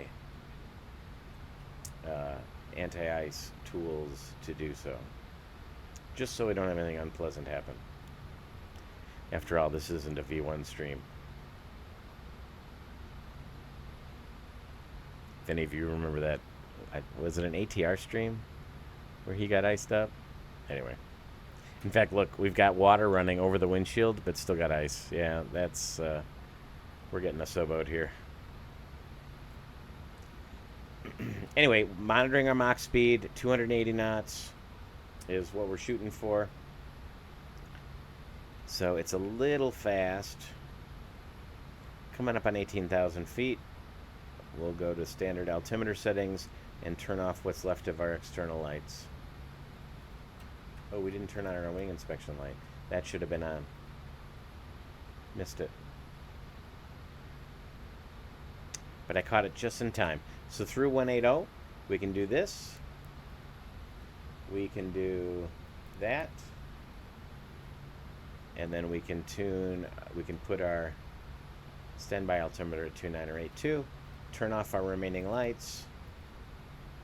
So now we've just got our nav lights, our strobes, and that's it. I'm going to leave the seatbelt sign on. We should probably go to our radar. We probably should have had the... let's turn it off. Well, that's a radar and a half. So, yeah, naturally in real life we would have had... Oh, we got center coming up here. Kansas City Center. Nice. We would have had the radar on departure with all this weather around. So Americans Fokker 100s were fitted with EgyptWiz, so they would have a terrain button down here. But I don't think this version is from Just Flight has the EgyptWiz. And like I said, on the American checklist it says if so equipped. So some airplanes had it, some didn't, or they were transitioning to it.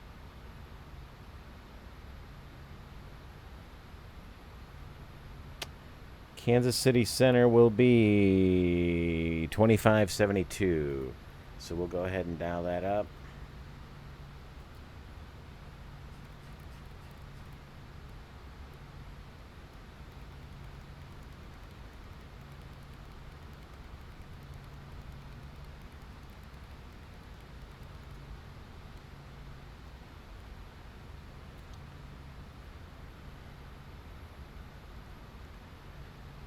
Still climbing at 280 knots. We're in a managed mode.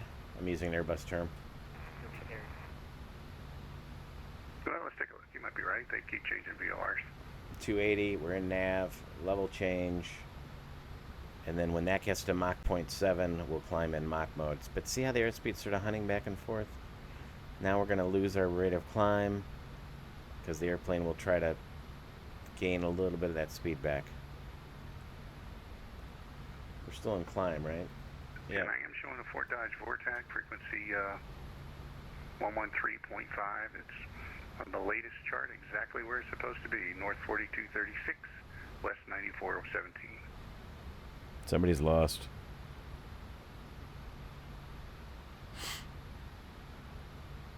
Not a stellar climber. The drawback to this wonderful wing that lets us get into 4,000, 5,000 foot fields with 100 people on board was not built for high altitude work. Wow, that's a lot of ice on our that's a lot of ice on our side windows, which should not be happening. I don't know if that's an Asobo thing or a Just Flight thing. American 621 Kansas City Center, good afternoon, ident.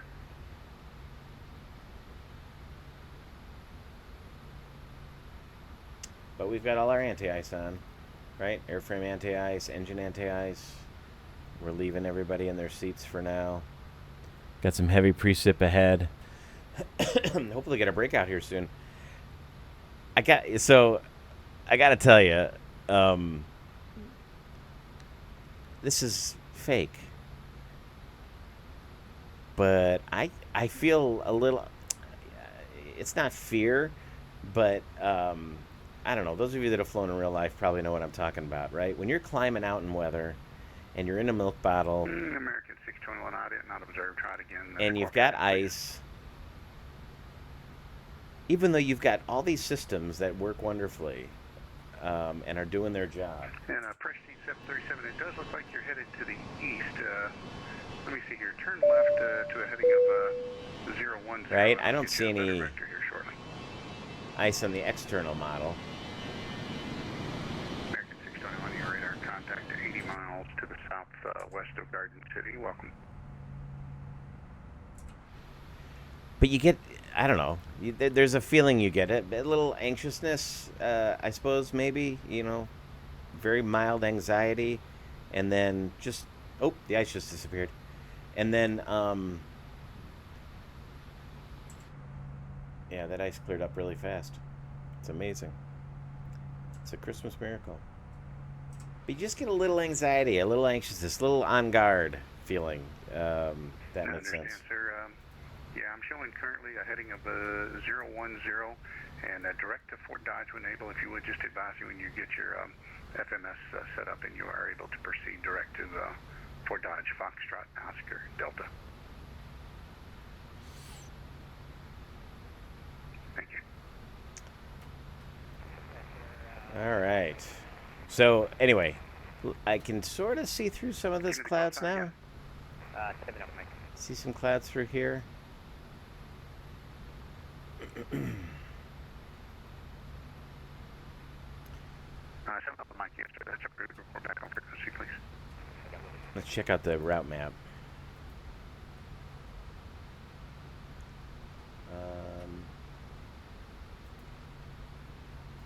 Charts. Exit. En route. IFR high.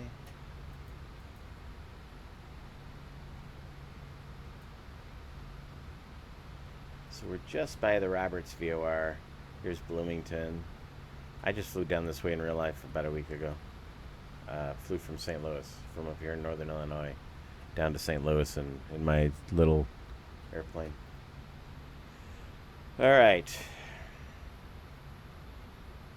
I feel like it's getting a little brighter out.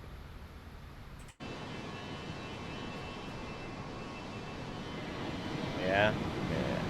I swear I can see a little blue sky up there. It's like we're in a haze layer, sort of. But we've got more weather ahead of us.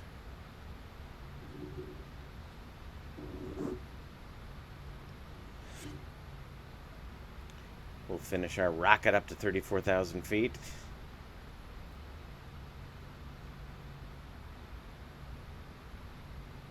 I'm going to leave my anti-ice on.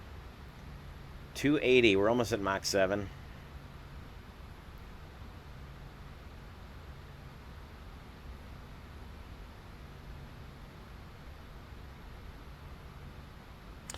Yeah, only what do we got? 3 days until the release, possibly, of this aircraft. So that's a whole lot of fun. That's exciting. This has been an absolute riot these past few days.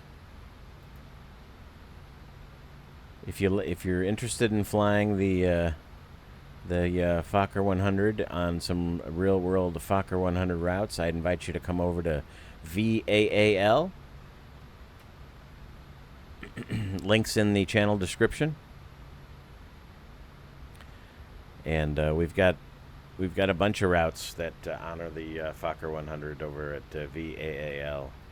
A lot of fun flying in the U.S., right? Press C737, thank you, sir. I mean, long hauls are fun, but right, you know, on a 14-hour flight, other than the first half-hour minutes to climb up to altitude, and then the last 35, 40 minutes the descent and approach. 4234, traffic. You're not really doing anything. 11 o'clock, 22 miles. He's eastbound, 1,000 feet above. 737.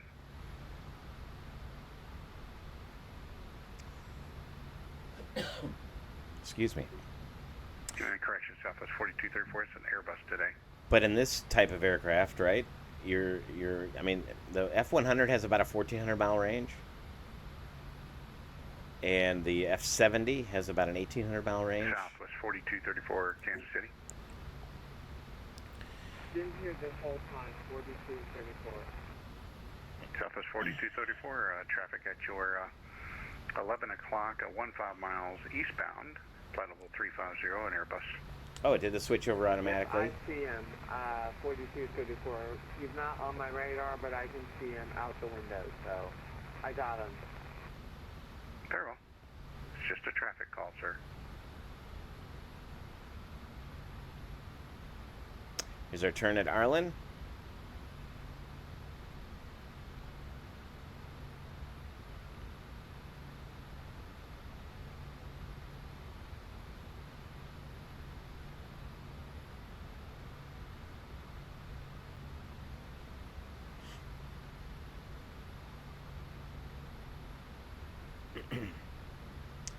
And we'll keep an eye on that speed.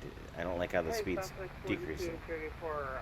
Hey, this is kind of an interesting question, but do you know how many flight sim players live in the state of Kansas? Do I know how many what live in the state? Flight sim players, like the play flight simulator. Oh, no, I would have no idea, sir. Okay.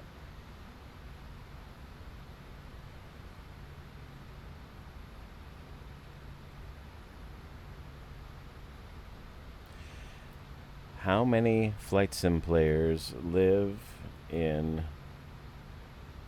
Kansas?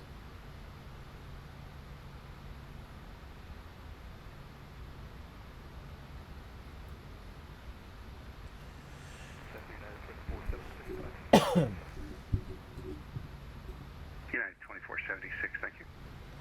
All right, we are 29.5. Our speed's getting a little low. And see the trend arrow? Chicago 3833, Kansas City Center, good afternoon. Ident, please. Not a fan. It's reducing the rate of climb, which it should do, to about 500 feet a minute. But notice how it's not quite catching that.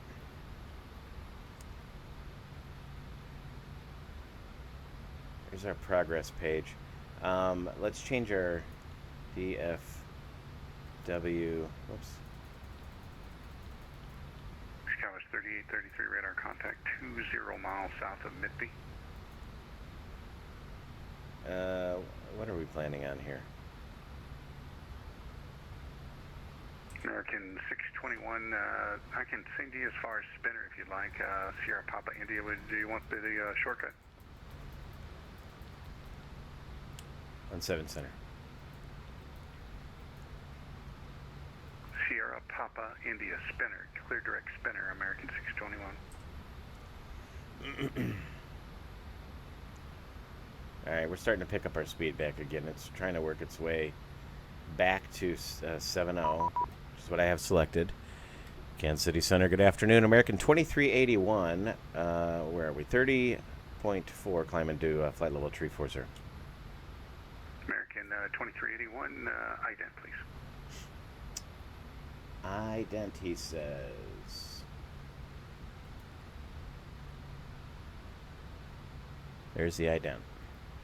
American 2381, radar contact 35 miles northeast of the spinner for attack, climb and maintain flight level 340. Climb and maintain flight level 340, American 2381.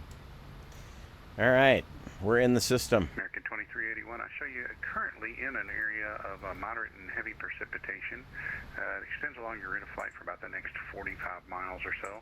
I don't have a tops report in that area. Advise if you need to deviate. American 2381 will let you know. We have a light, occasional moderate chop and moderate ice on the climb. Roger, thank you. So there we go. Little pilot report.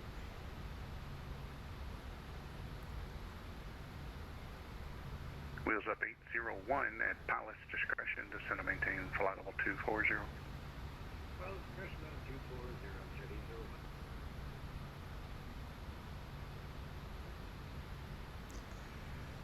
01. Okay, we'll get to 340 someday. We're not super heavy.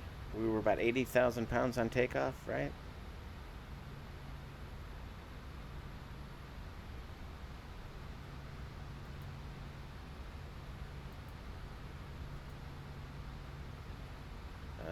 Output? Yeah. Oh, 90,000 pounds. Sorry, we were 90,000. So about 8,000 pounds under gross. Meh.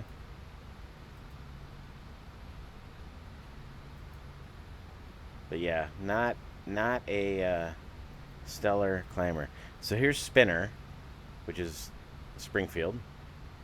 I always wonder why they renamed the VOR Springfield versus Spinner. Or renamed it Spinner versus Springfield. I wonder if it's because of Springfield, Missouri. Anyway, yeah, and St. Louis is just southwest of Springfield, Illinois.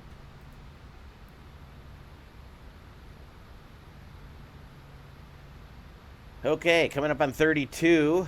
We've almost made our speed back. It's really hard with these, with this relatively underpowered airplane, to get your speed back. So it's imperative that you keep your eye on that, and if it's decaying, you might have to level off.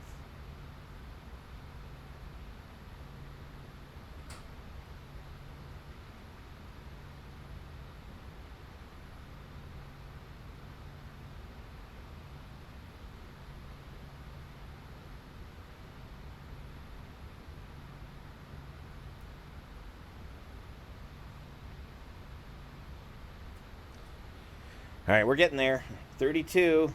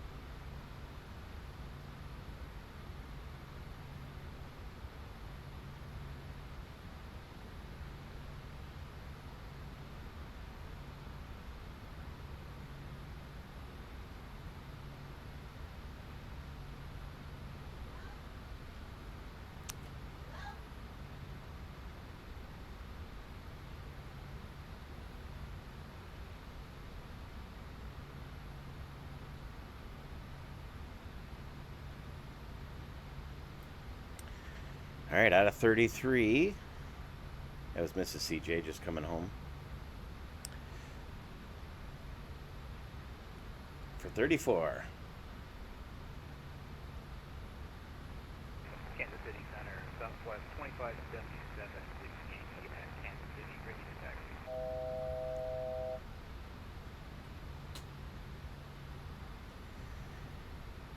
There's our 700 to go. Southwest 2577, information, Zulu's now current altimeter 2976, runway 27. Let's see here, taxi via Delta, Charlie 8, Charlie 1, cross runway 1 right. Yeah, we've lost some of that speed again. 27 via Delta, Charlie 8, Charlie 1, cross 1 right, and we'll just picked up Zulu for 28.577. Thank you, sir. Tax. 0.700. We'll do it like this. I don't know what it's going to do.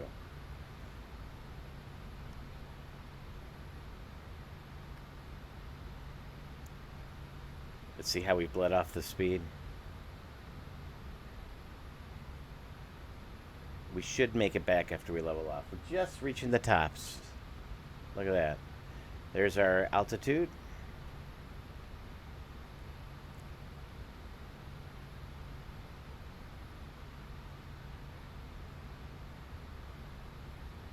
I need to learn this FMC a little bit better. The IAST.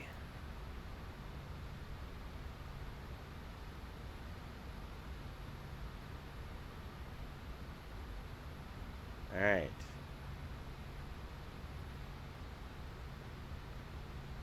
Cruise, econ.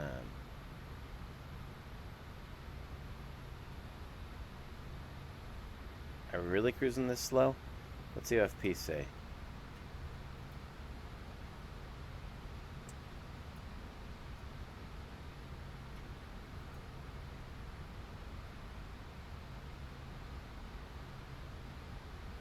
6-6. Oh, yeah. Up 801, descend via the Ruta 3 arrival landing west, Kansas City, altimeter 2976.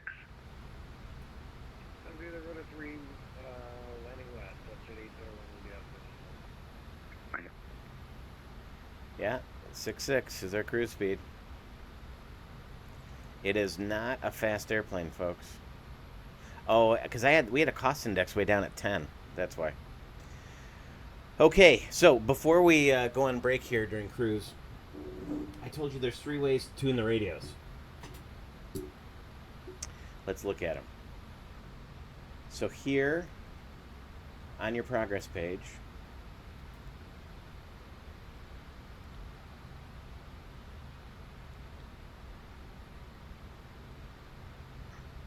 see the A's tell you that you're auto-tuning. Now let's say, what VOR are we near here? I know we're coming up on Springfield. Let's do St. Louis. STL 117.4. So,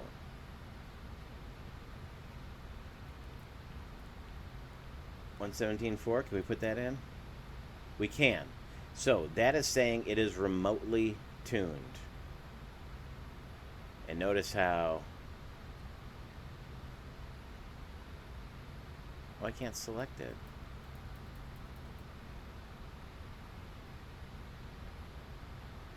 Interesting. Anyway, the number 1 VORs should be pointing to St. Louis, which is right ahead of us. And we're 48 miles away. So that's being remotely tuned, and I did that by typing in the frequency. I wonder if you can also type in the 3-letter, which is typically the preferred way of doing it.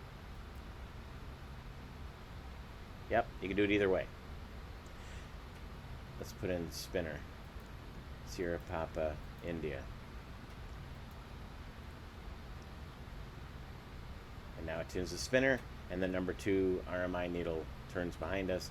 And there's our DME to nav1, which is St. Louis, 45.7, 45.2 to the waypoint here. It is going to be a little farther for the DME because of slant range. And then the DME to number 2, which is spinner. So that's remotely tuned. So to go back to auto tune, we can go clear and clear it out. Clear, clear it out. And now it's back to auto tune. So now the computer will decide what VORs to tune to. The other way you can do it is by coming up here to your EFIS panel, selecting VOR,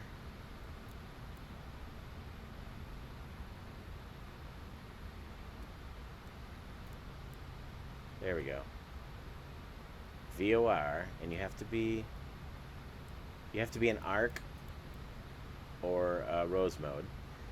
Then you can come down here to your VOR tuners, your radios, your VOR heads, and do that.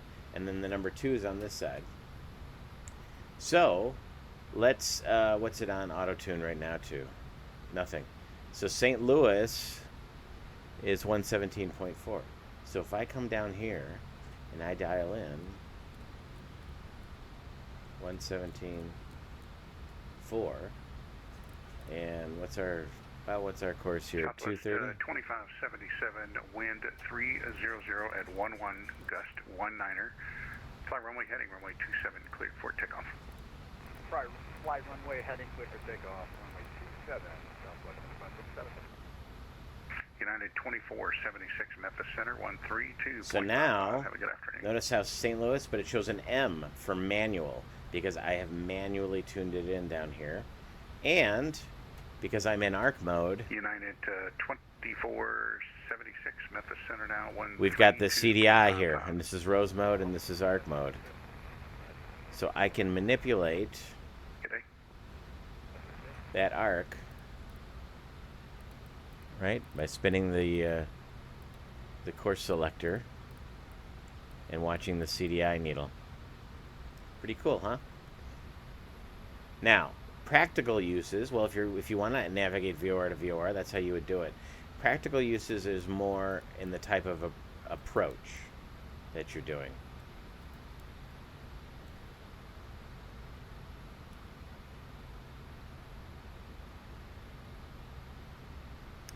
right?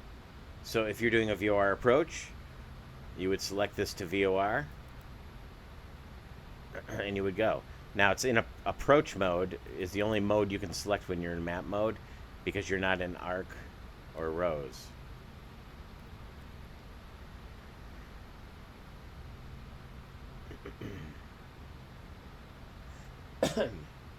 So, 3 ways to tune your radios.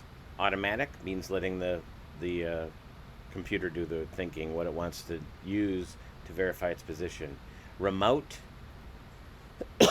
excuse me, is when you type in the 3-letter identifier or the frequency, although it's better to use the 3-letter because fewer errors can be made, right in here. And then you'll have an R. The other is manual. You put your EFIS, your nav display, into arc or rows mode, and then select VOR with the approach VOR button, and now you tune it from the radio head down here. So there you go. Southwest 2577, turn 3 ways to tune your radios on the Fokker 100. Left turn 170, Southwest 2577. Just in and out of the tops here at flight level 350. Papa is now current at Kansas City, altimeter 2976.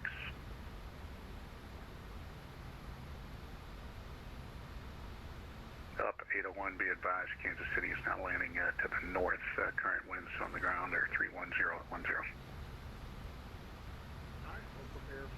Okay, so I think that's enough for now. We will take a pause, and we're going to switch over here to Memphis Center in about 35 minutes, and then talk to Memphis Center for a while, and then begin our descent into Dallas.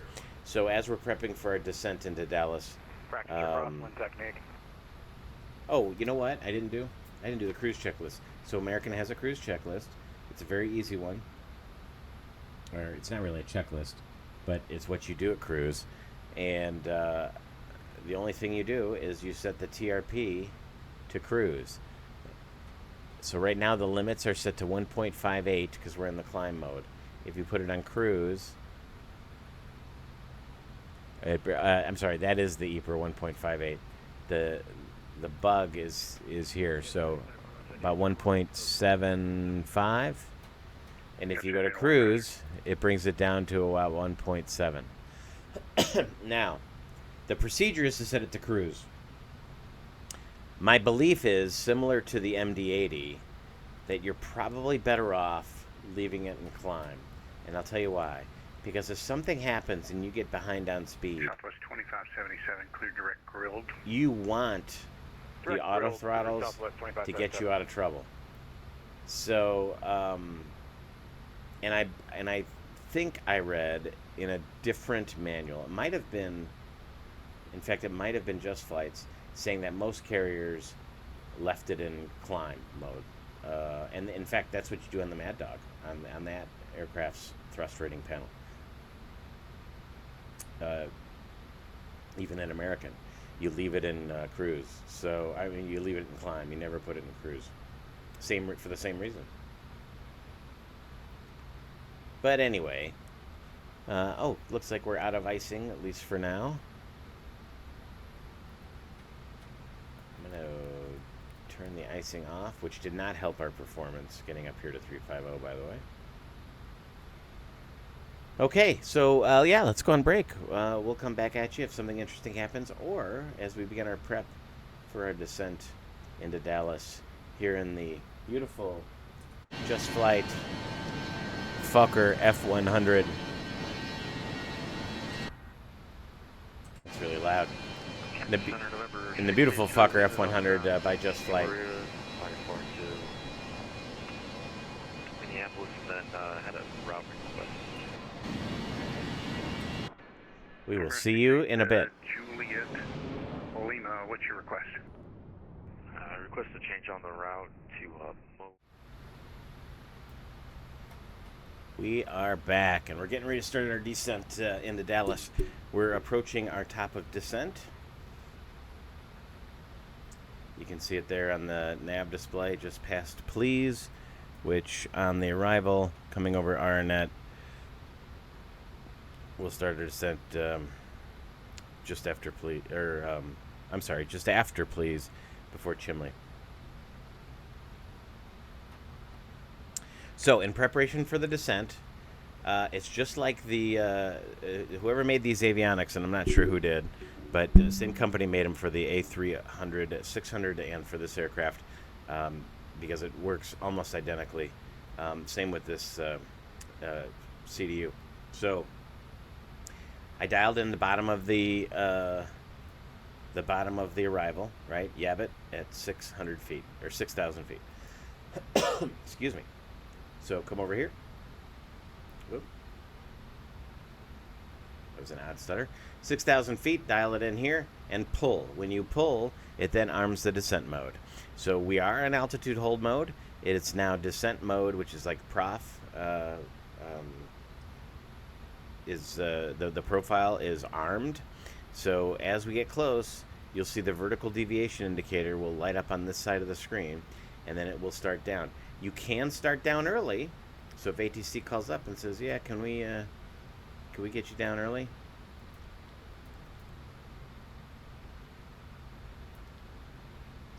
You can do that.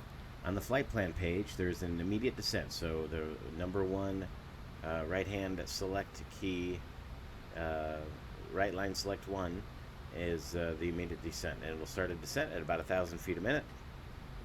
And I wonder why I've got this display light.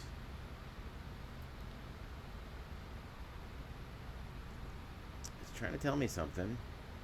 We're looking at our RNet, or we're past RNet. We're looking at, so we're not on a different, right? Normally you get that light when you're looking at something else and where you're at is not on the screen. But we're there. Progress page, nothing to see. Field prediction. Well, you know what we could do?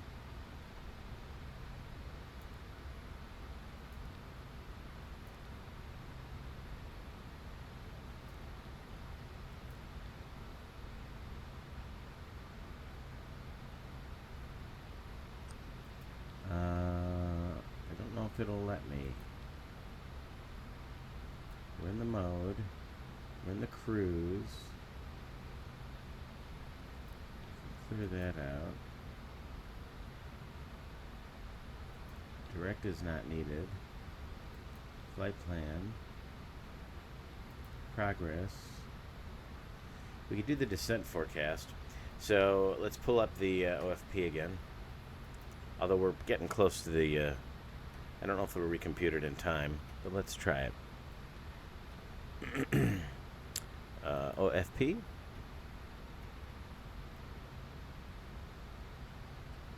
We'll hide this. We'll scroll down to our winds. Descent. We're at 350, so we'll go 310 slant. 295 at 42.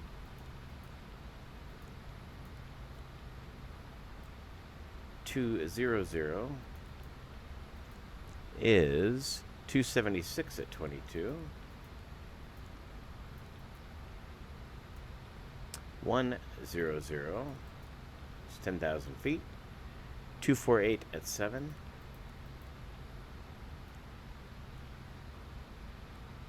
And at Dallas, our winds are 180 at 15.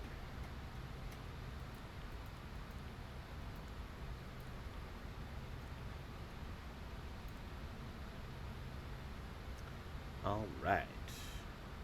Prague. I wonder if it's the other page. Oh, that's why. The other one. It's interesting. I would have thought that it wouldn't light up this one, just this one. Oh well. All right. Cool. All right. The other thing we do to get ready is we are still landing to the south because of that wind. So my flight plan is still set up with the proper arrival. We're on it now. Seaver 4. ILS 17 center, which is what we want. So that's good. Progress page, I have 17 center up here, so we're good to go. 130 miles to go there. And radios, I don't need to set anything up, I believe. I can, if I need to. I could. TTT VOR 176. So we can go here and we can put in TTT, right, which is Maverick. Or actually, I'll tell you what.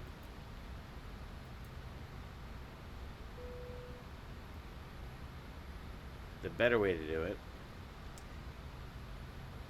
is to have it here. It's 113.1, so we'll dial it in.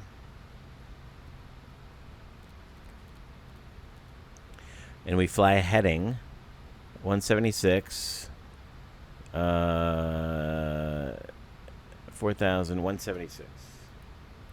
So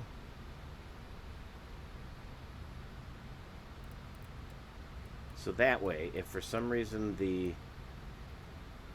so we just got it ready to go. We don't need it. But we can dial in the ILS. So that way, if for some reason this nav screen takes a dump, the FMS dumps, we can quick flip it to ARC, go to VOR, and now we've got 176 in here, and we'll follow that radial outbound FAU PRU and fly to the hold point. So that's just a backup. We can go to the approach mode. It's 110.3.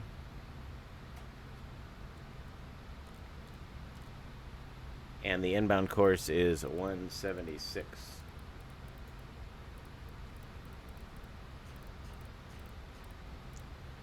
The speed up is the acceleration is hard to predict. 176. There we go. We've got it dialed in. We have got it in approach mode. We can do constraints. We can get rid of the other airports. And we are coming up pretty fast on our top of descent. In fact, let's see what happens here. If we go to flight plan, hit immediate descent,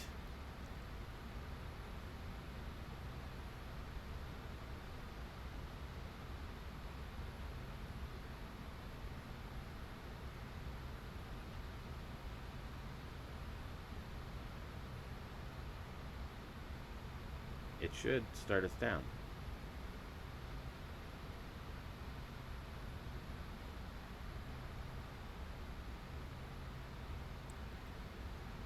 Huh. It worked for me before. I wonder if I'm doing something wrong. I've got 6,000 dialed in. I had the profile descent armed, which is now set.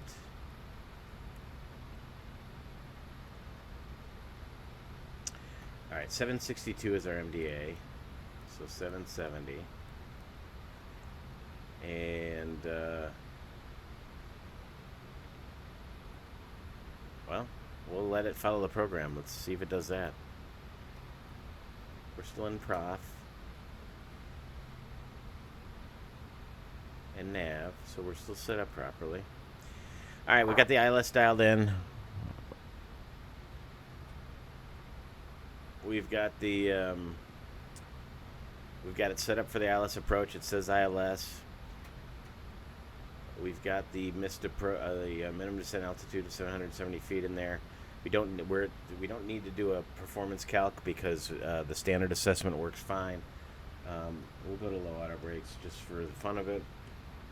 And American's policy was to land this at flaps 25, with the flaps 42 only as a, is it 25 and 42?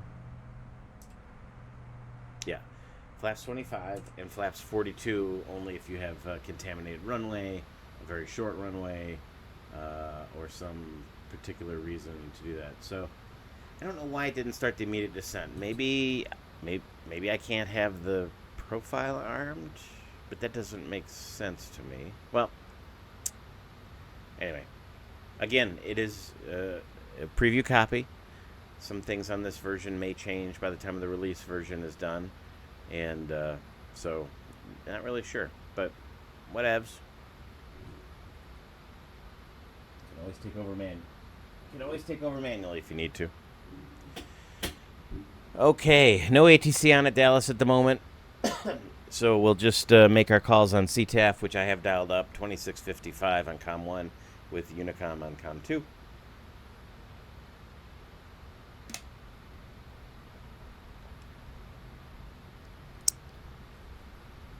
It should speed us up to something like Mach 0.7 and then to 280 knots, I believe, until 10,000 feet, at which time it'll slow down to 250 knots.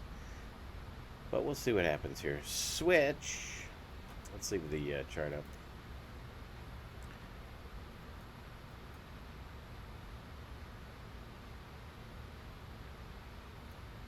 At 290 knots. Above 24,000 feet, between 30 and 24, so it should get us down. We got 3 miles to go, about 1,400 feet to lose. Just want to keep an eye on things. Should pitch down a little more. We're a hair high. Probably don't need that 5 degrees of tilt on the radar. Probably don't need the radar at all, actually. There's no weather down here.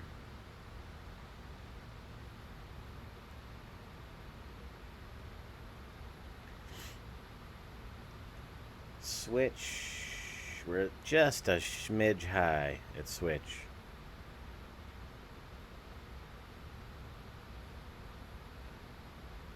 Them is next. 210.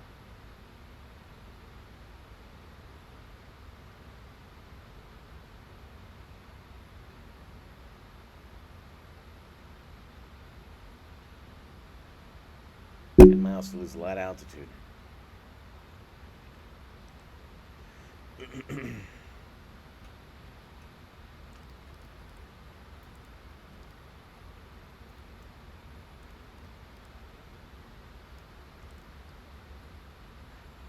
gonna dial this up here. Flight level change. I want 210. We're gonna do this manually. See how it goes. Now the trick is you don't get speed protection like you normally do. So if you're up against the barber pole, it could be problems. So notice how the carrot isn't going to 290. There it goes.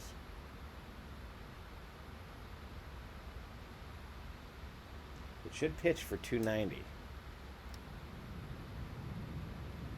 There we go. Come on, nose. Come on up.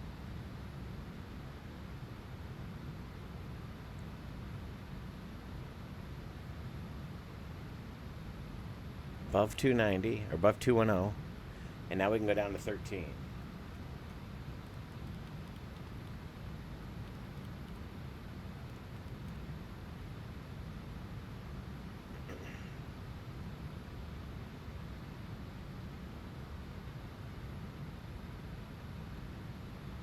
Got 30 miles, Seaver.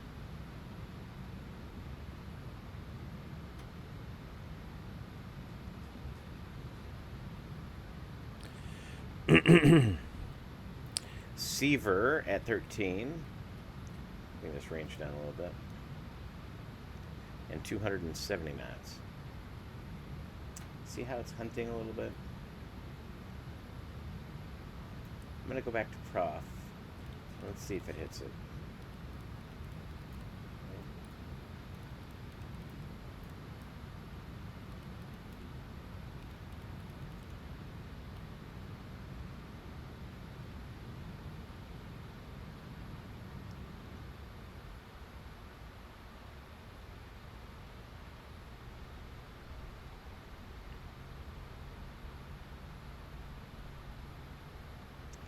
Trying to get back to that 270 knots, which is the next restriction. That should be between 13 and 16.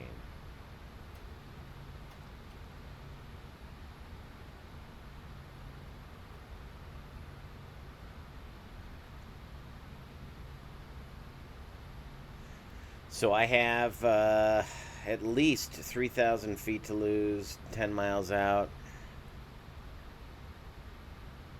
Okay, here comes the VS VDI. It should hook back up with it here.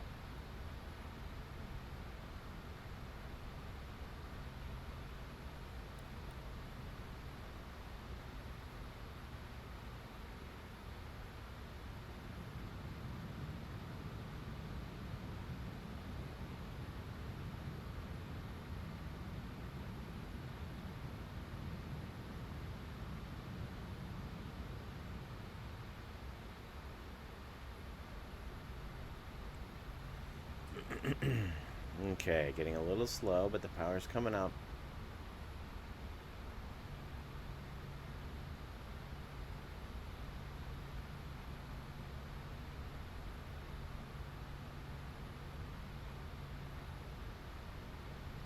All the FMS indications look good, or FMA indications look good.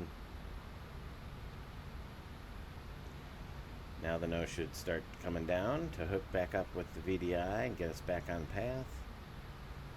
Coming up on 18,000 feet. Gonna get the seatbelt sign. And the altimeter at Dallas. Ladies and gentlemen, 2976. you will be arriving at our destination.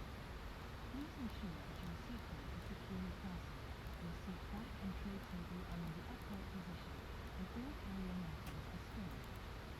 We kindly ask that you remain seated until the aircraft has come to a stop at the gate. On behalf of the entire crew, we would like to thank you for flying with us today, and we hope to see you on board again soon.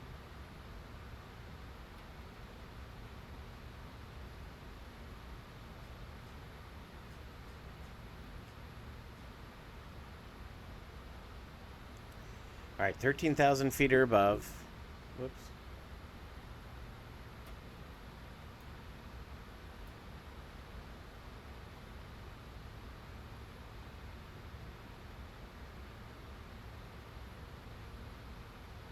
Still no ATC. There's a plane that's riding about 10 minutes behind me from the west. Hopefully they'll stay on the right side, because he's probably going faster. Well, on the arrival, it doesn't make much difference. We're all going about the same speeds. Oh, 318, I also need to get the wing lights. All right, descent checklist. FMS is set. Pressurization is checked. Landing elevation is set. Anti-ice is not required. Altimeter is set and cross-checked. Through 18, we got the wing inspection lights.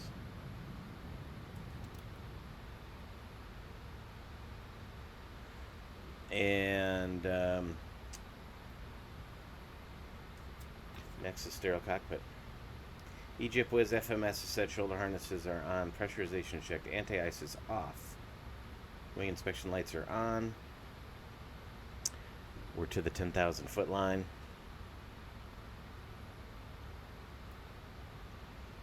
We're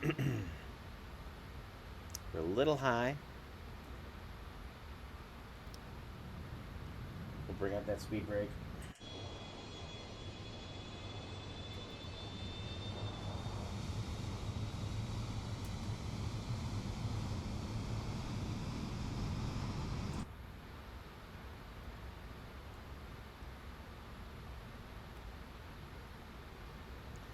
All right, Birdie is next.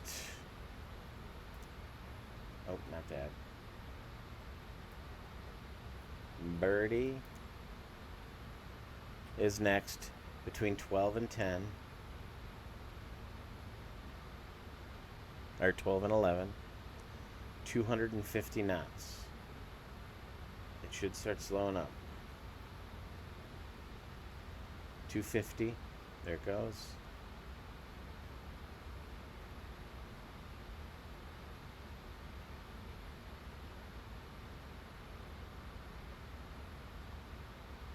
I'm guessing that's like a lower limit, meaning the throttles are all the way back.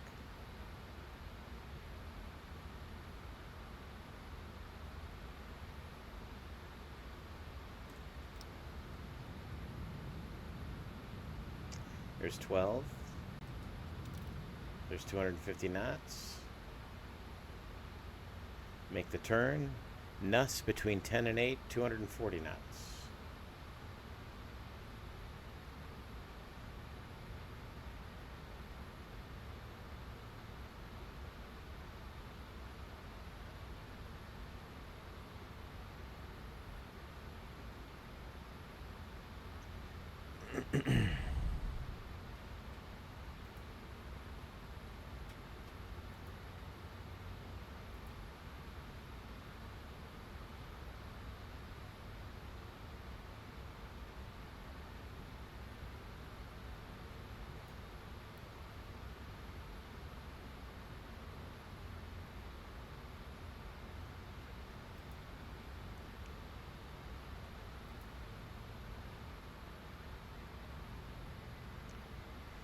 Okay, coming up on 10. We should start the slow to 250, which we have. And actually we want to come all the way back to 240 at Nuss. 8,000 feet. Well, between 10 and 8. We'll go ahead and get the lights, landing lights on. We'll go ahead and ding the flight attendants, have them take a seat. We're almost 25 northeast of the airport. I'll make the call here in just a second.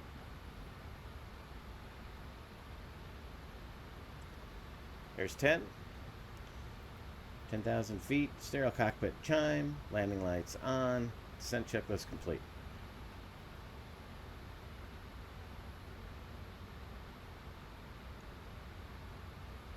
On our way down to 6, and we'll slow to 230 knots. And then I'll take over the heading, and we will turn ourselves onto the ILS.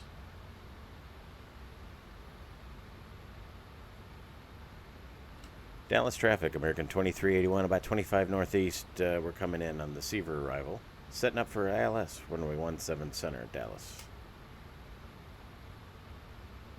Temperature's warm, don't need any anti-ice. Coming through these clouds.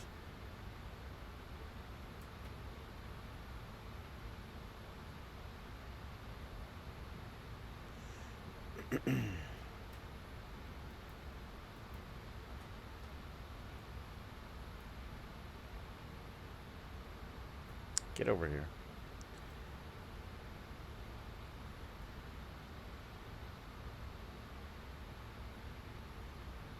Yabit at 6 and 230 knots.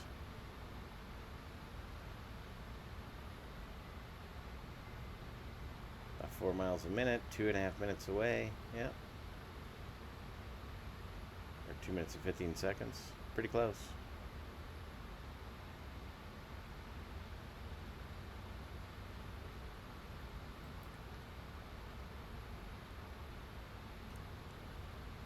And Bossy is also at 6. So while I do want to hit Yabit at 6 and 230 knots, that's because that's what they're expecting me to do. I'm also not concerned if I'm a little high because I got some real estate to play with.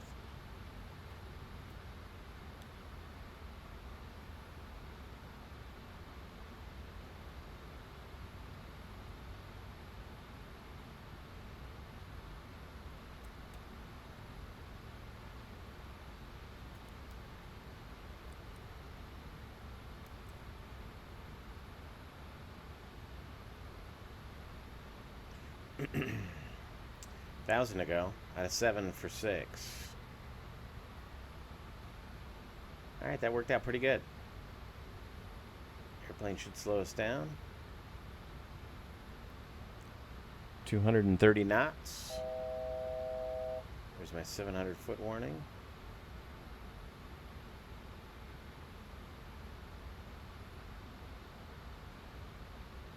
Nicely done, especially considering my indecisiveness early in the descent about going between managed mode and... Although this is odd. See how it's trying to draw a line after this direct? Really, it should just pick up here.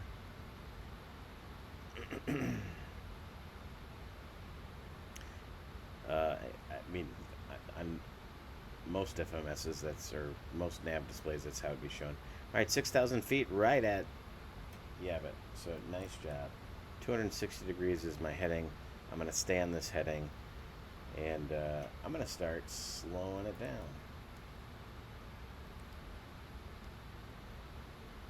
Well, we're at 230 knots. We're fine.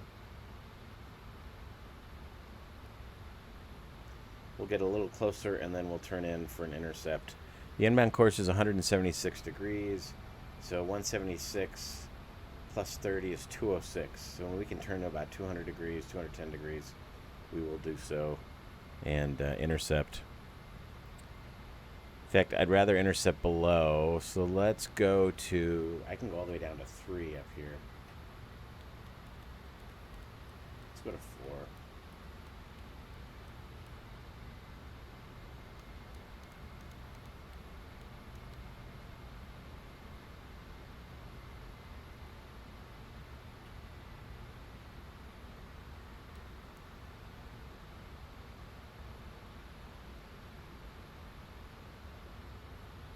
Slow to 210 knots.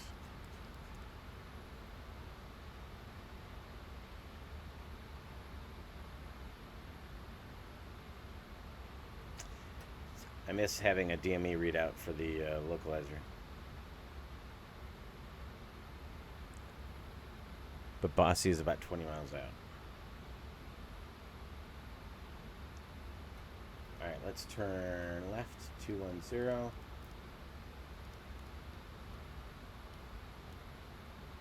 Let's arm the approach.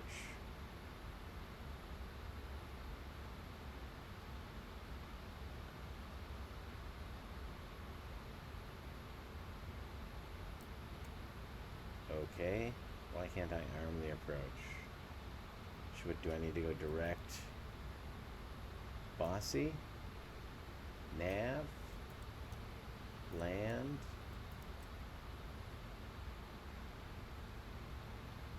No?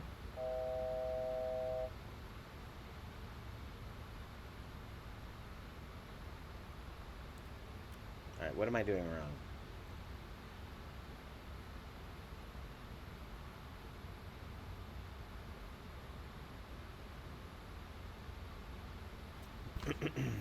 I don't know. I should be able to arm the land mode. I'm in approach. I've got flight directors on, of course. Maybe it's because I don't have a glide slope? It won't let me arm because I'm only receiving. I mean, I suppose I could go here first. So Loc is blue. Loc is green. I bet that's it, because I don't have a glide slope.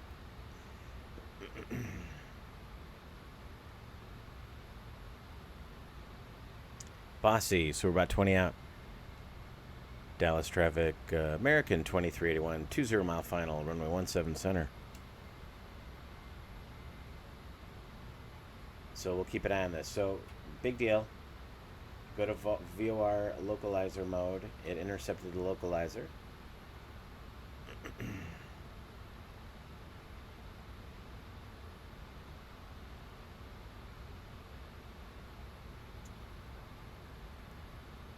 I'm at 4.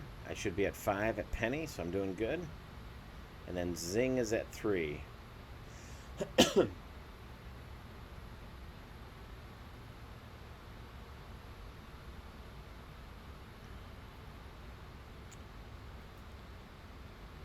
Flaps 25, 5 knot wind correction. We're looking at an approach of 145, right?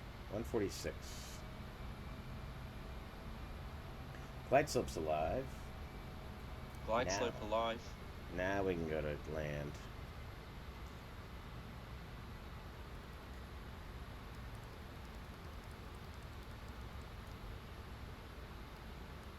Go to 170. Slow it up. Glide slope star.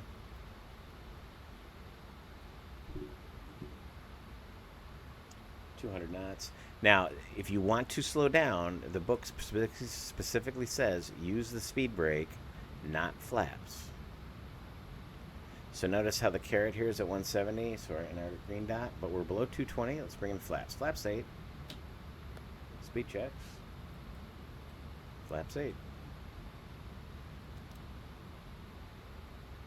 We can slow it the rest of the way. 145. Right? 146. Flaps 15. Speed checks. Flaps 15.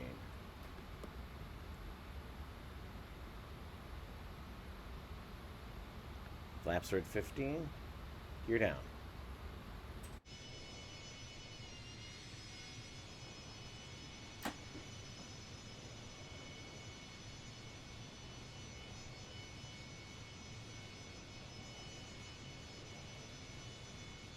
They're not overly fast gear.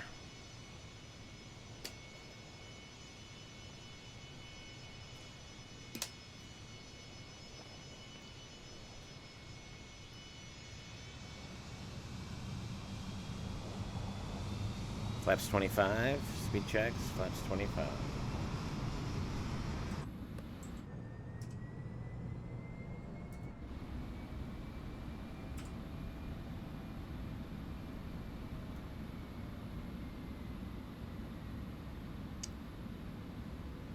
We'll arm the lift dumpers.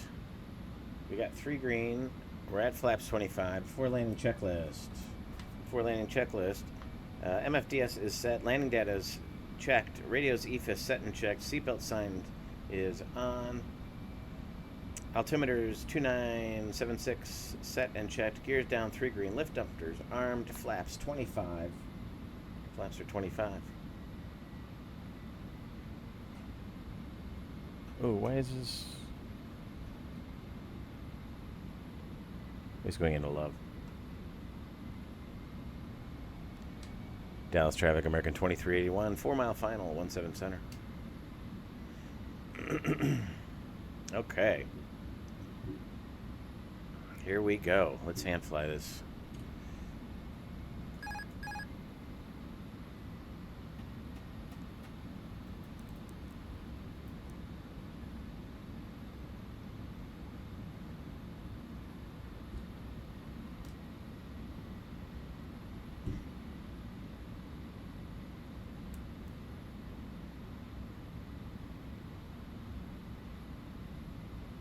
Slow, correcting. A little low, correcting.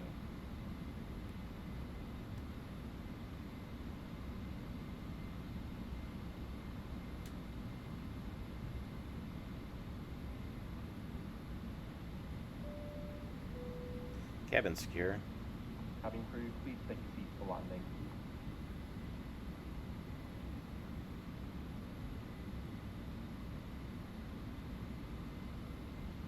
I thought my putting the nose down here would give me the speed I need, but it's really not. Cabin is secured for arrival.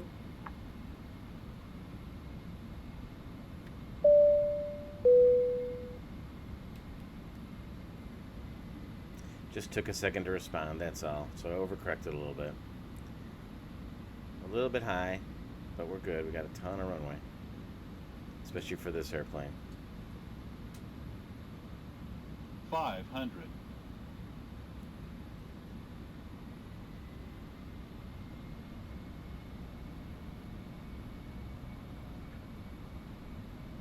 Got a case of the sinks there.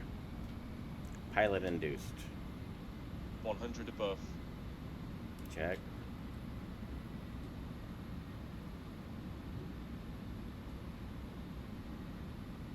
Minimum. Continue. 100. 50. 40. 30. 20. 10.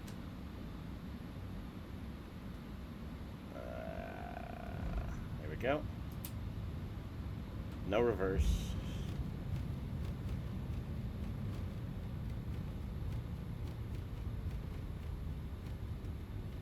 That was a 139. All right, my brakes.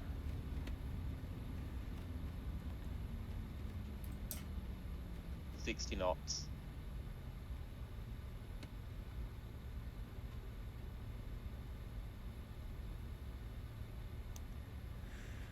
All right, let me make sure there is nobody departing 17 right. There isn't. Dallas traffic, American 2381. We're clear of 17 center. Going to be crossing 17 right. I got that light because my I do not have something bound for the auto throttle disconnect, so you need to hit it twice. We'll cross, and then we'll get the airplane cleaned up. We're going to Charlie. We're going deep into the Charlie gates.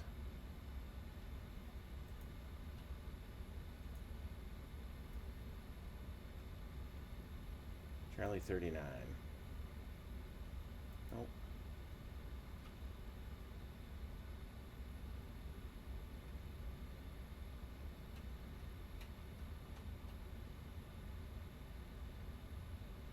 which is nice because we are on Echo Lima, which takes us right to the Charlie gates. Alright, flaps are coming up. Auto brakes are off. Lift dumpers are in. We can start the APU.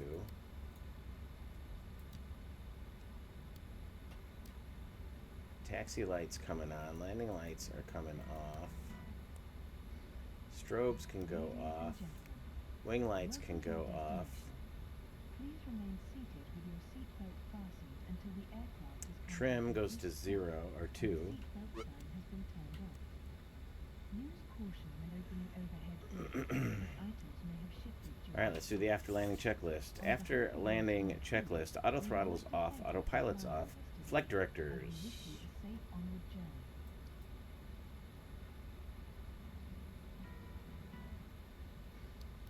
No. Off. Keep it rolling.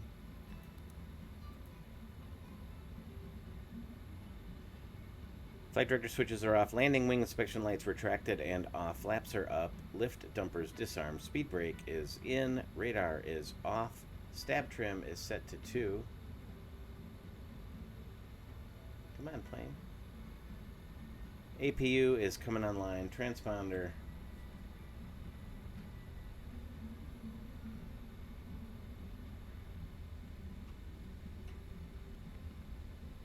Is set to standby.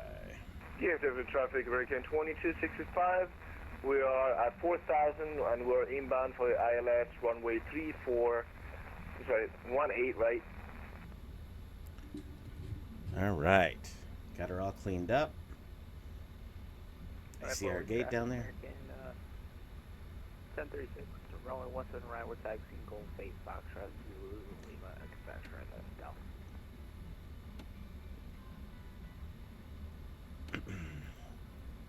Go ahead and get the taxi light.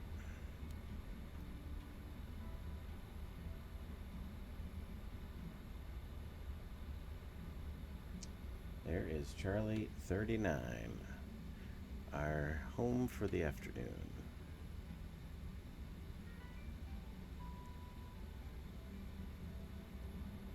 I think this is where I started the day before I flew up to Midway. All right, here we go.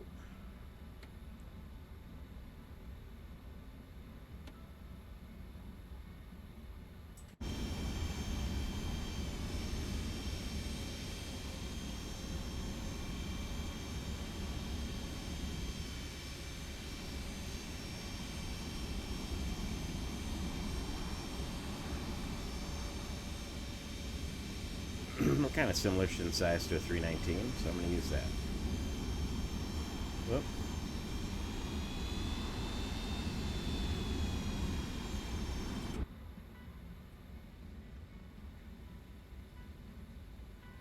Set the parking brake. APU is available and running, so we can shut them down. Cabin crew, door to manual and cross check. Beacons coming off. Fuel pumps coming off. Seatbelt signs coming off.